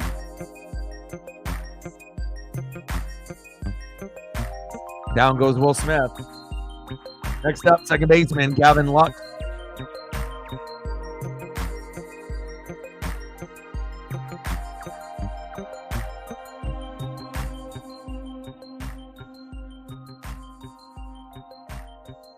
Two outs away from a Yankee victory in extras.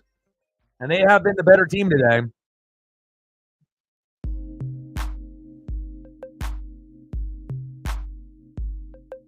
Lux 0 for 3, 2 flyouts and a ground out. First pitch is outside for a ball, 1-0 count.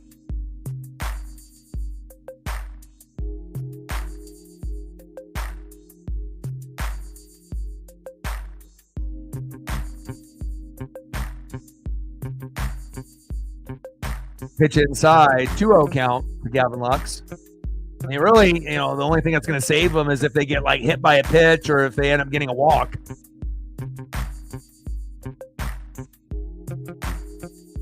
Two balls and 1 strike. Bottom of the 10th, 3-2 Yankees. Cousins on the mound, Lux in the box.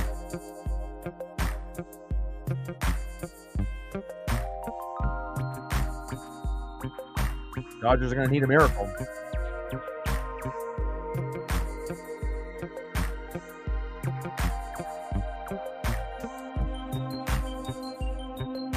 Check swing. Did he go? 3 balls and 1 strike to Gavin Lux.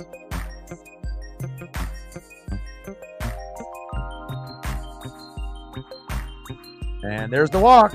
The one thing that they fucking needed to be able to maybe have a very small percentage chance. They got a chance now.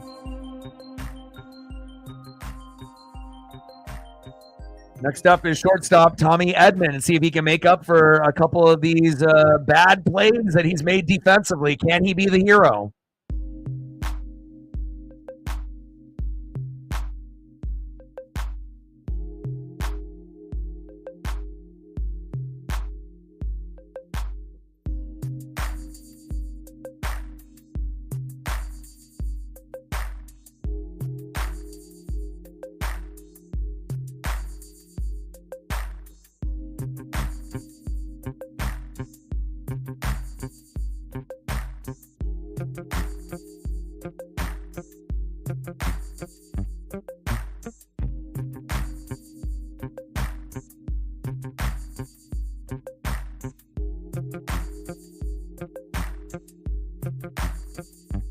First pitch for a strike, Tommy Edman.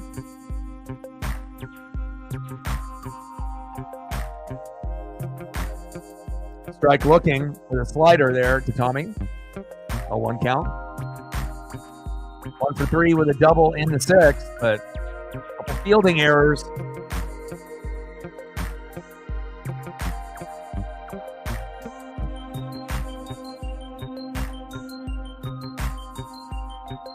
That slider was definitely out of the zone. Bad call by that ump, but, it is what it is. Another strike looking. Behind in the count 0-2.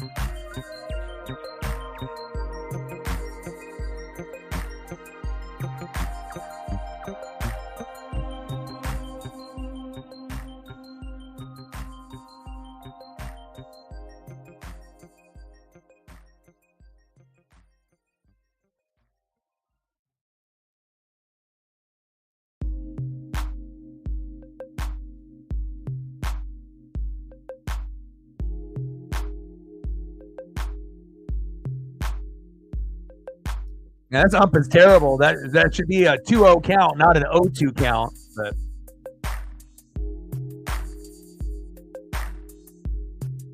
slider low and away. 1 ball and 2 strikes.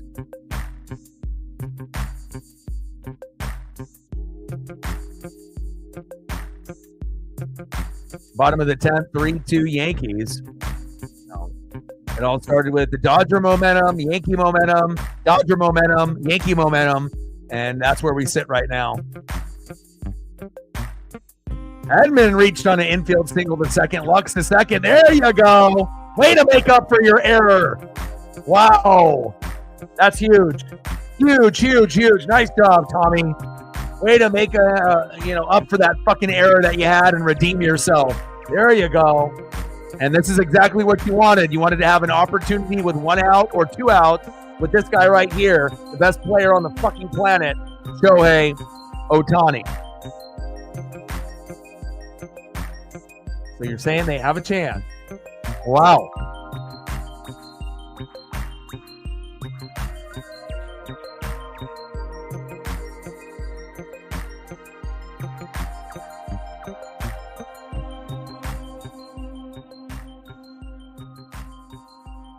Who's going to come in, Hill or Cortez? Looks like Nestor Cortez is coming in.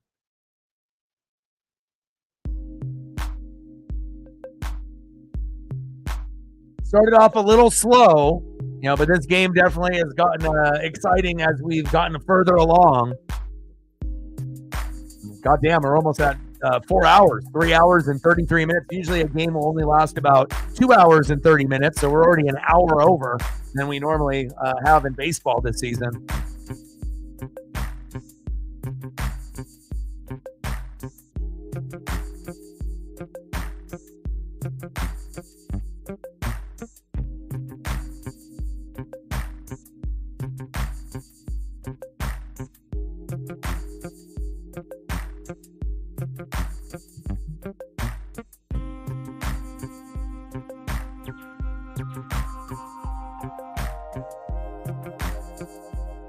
If Shohei could be the hero.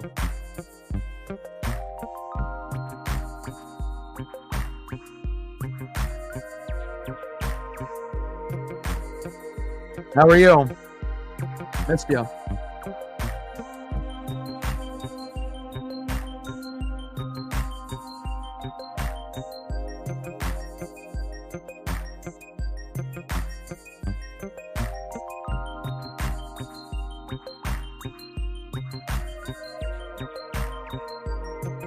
I like your photo that you had. It looks like Oregon as well, similar with the trees and the landscape and whatnot. Looks like you guys had a pretty day out there. Hopefully you had a good day. How's Colton feeling? Still sick? Or is he feeling a little bit better?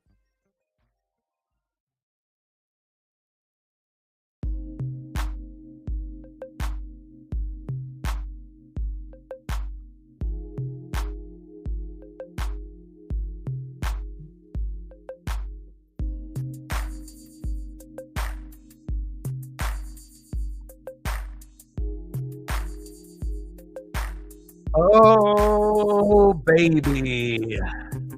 Bottom of the 10th, 3-2 Yankees. Yeah, it's been decently warm here in Oregon as well. Mornings, it's been pretty cool for me and Paisley's walk, around 40 degrees, but, it heats up a little bit after that. Everyone is finally not sick. Well, good.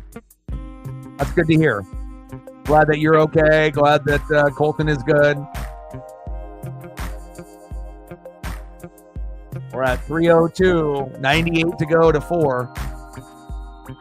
And we need a few more likes to get to 20. If you haven't smashed that like button yet, please do. Bottom of the 10th, 3-2 Yankees. Runners at first and second. And Shohei Ohtani has an opportunity to be the hero.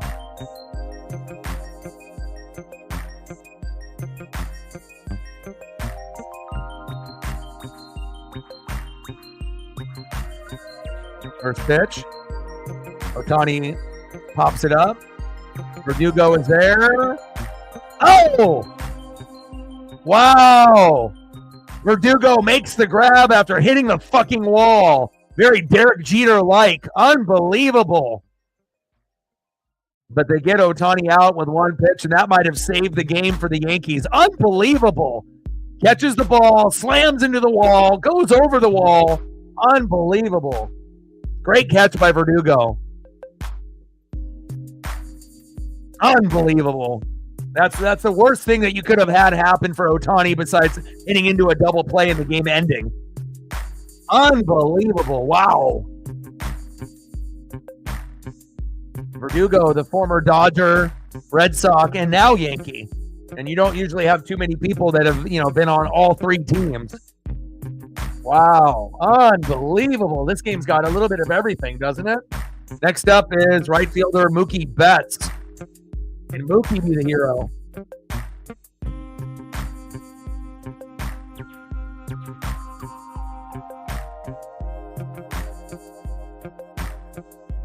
Oh, my God.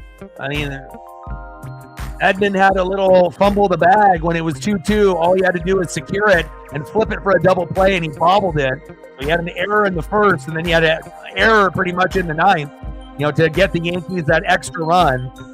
And now the Dodgers have their backs against the wall. Whoever wins game one usually wins the World Series 63% of the time. So now you got bases loaded. Intentional walk there to Mookie, and you got bases loaded with 2 outs with Freddie Freeman in the box.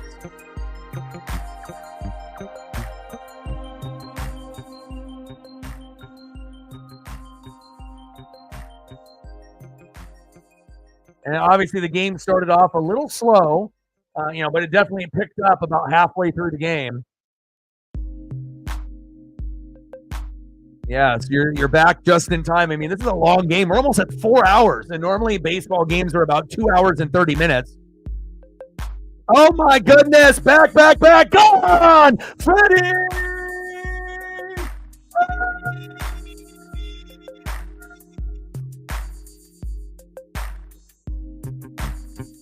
And that's what happens when you end up having the best eyes in baseball. Freddie Freeman, walk-off homer, 6-3 final. Woo! Wow. And that's why the Dodgers are the Dodgers. Unbelievable. Unbelievable. Wow. And that might have helped the Dodgers, win the World Series. Because again, winning game one is so important, regardless if you're at home or on the road, but especially if you're at home. Wow. Wow. That was fucking awesome. Hell yeah. I know my dad is happy. Unbelievable. Wow.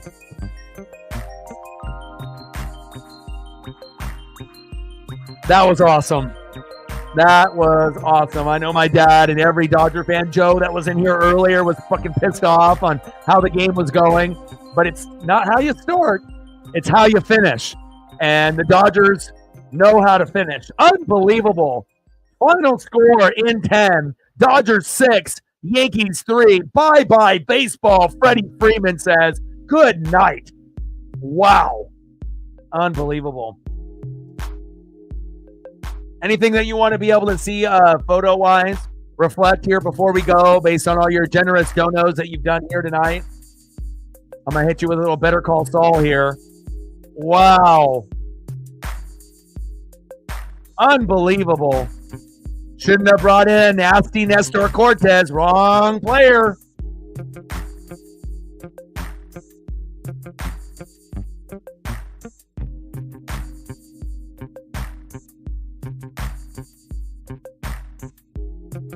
Hell yeah. Hell yeah. Do it for Fernando, baby. Do it for Fernando Mania. That was awesome. Yeah, we can do Mariner photos. I mean, anyone that's going to support me as much as you do, we can throw up photos of whatever. I don't really, mind whatever you want, man. Anything specific, Mariner players, that you want?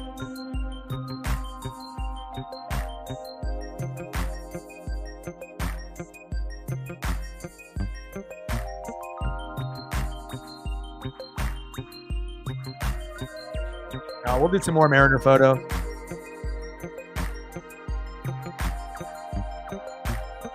We'll just sprinkle in some of our players here.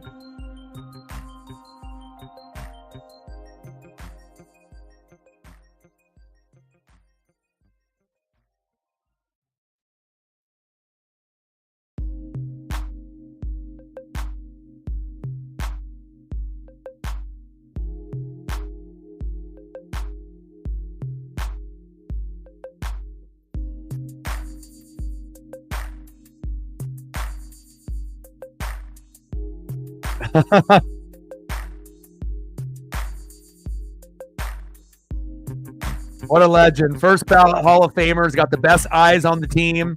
You know, such a smart, fucking disciplined hitter. And sometimes you get a little bit of luck on top of that, too. Nice job, Freddie. What a game. What a fucking game.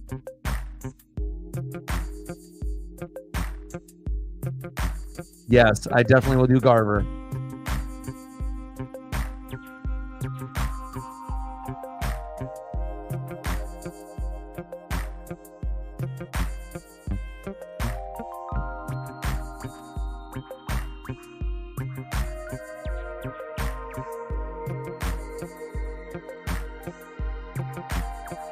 Well, Freddie bailed out Tommy Edman, let me tell you. There he is. Everyone's favorite Mariner, Mitch Garver.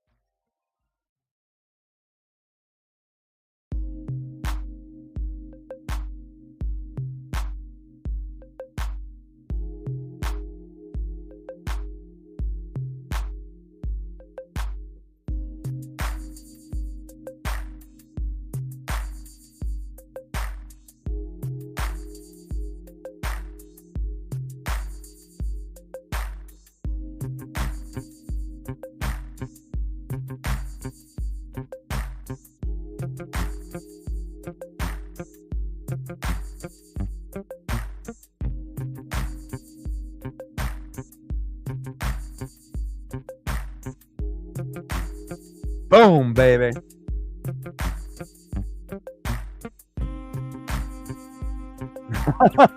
All hail Mitch Garver. You got it. You got it, Brett.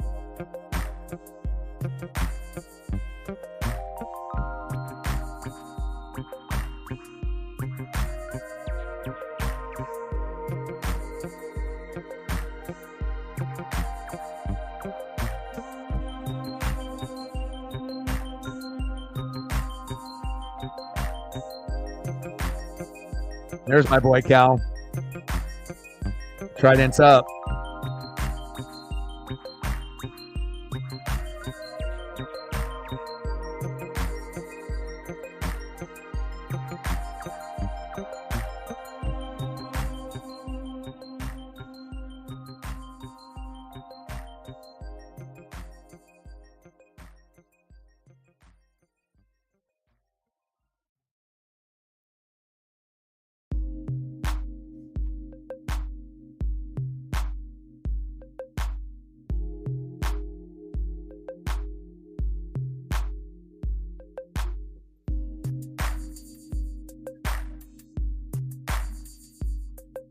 Oh.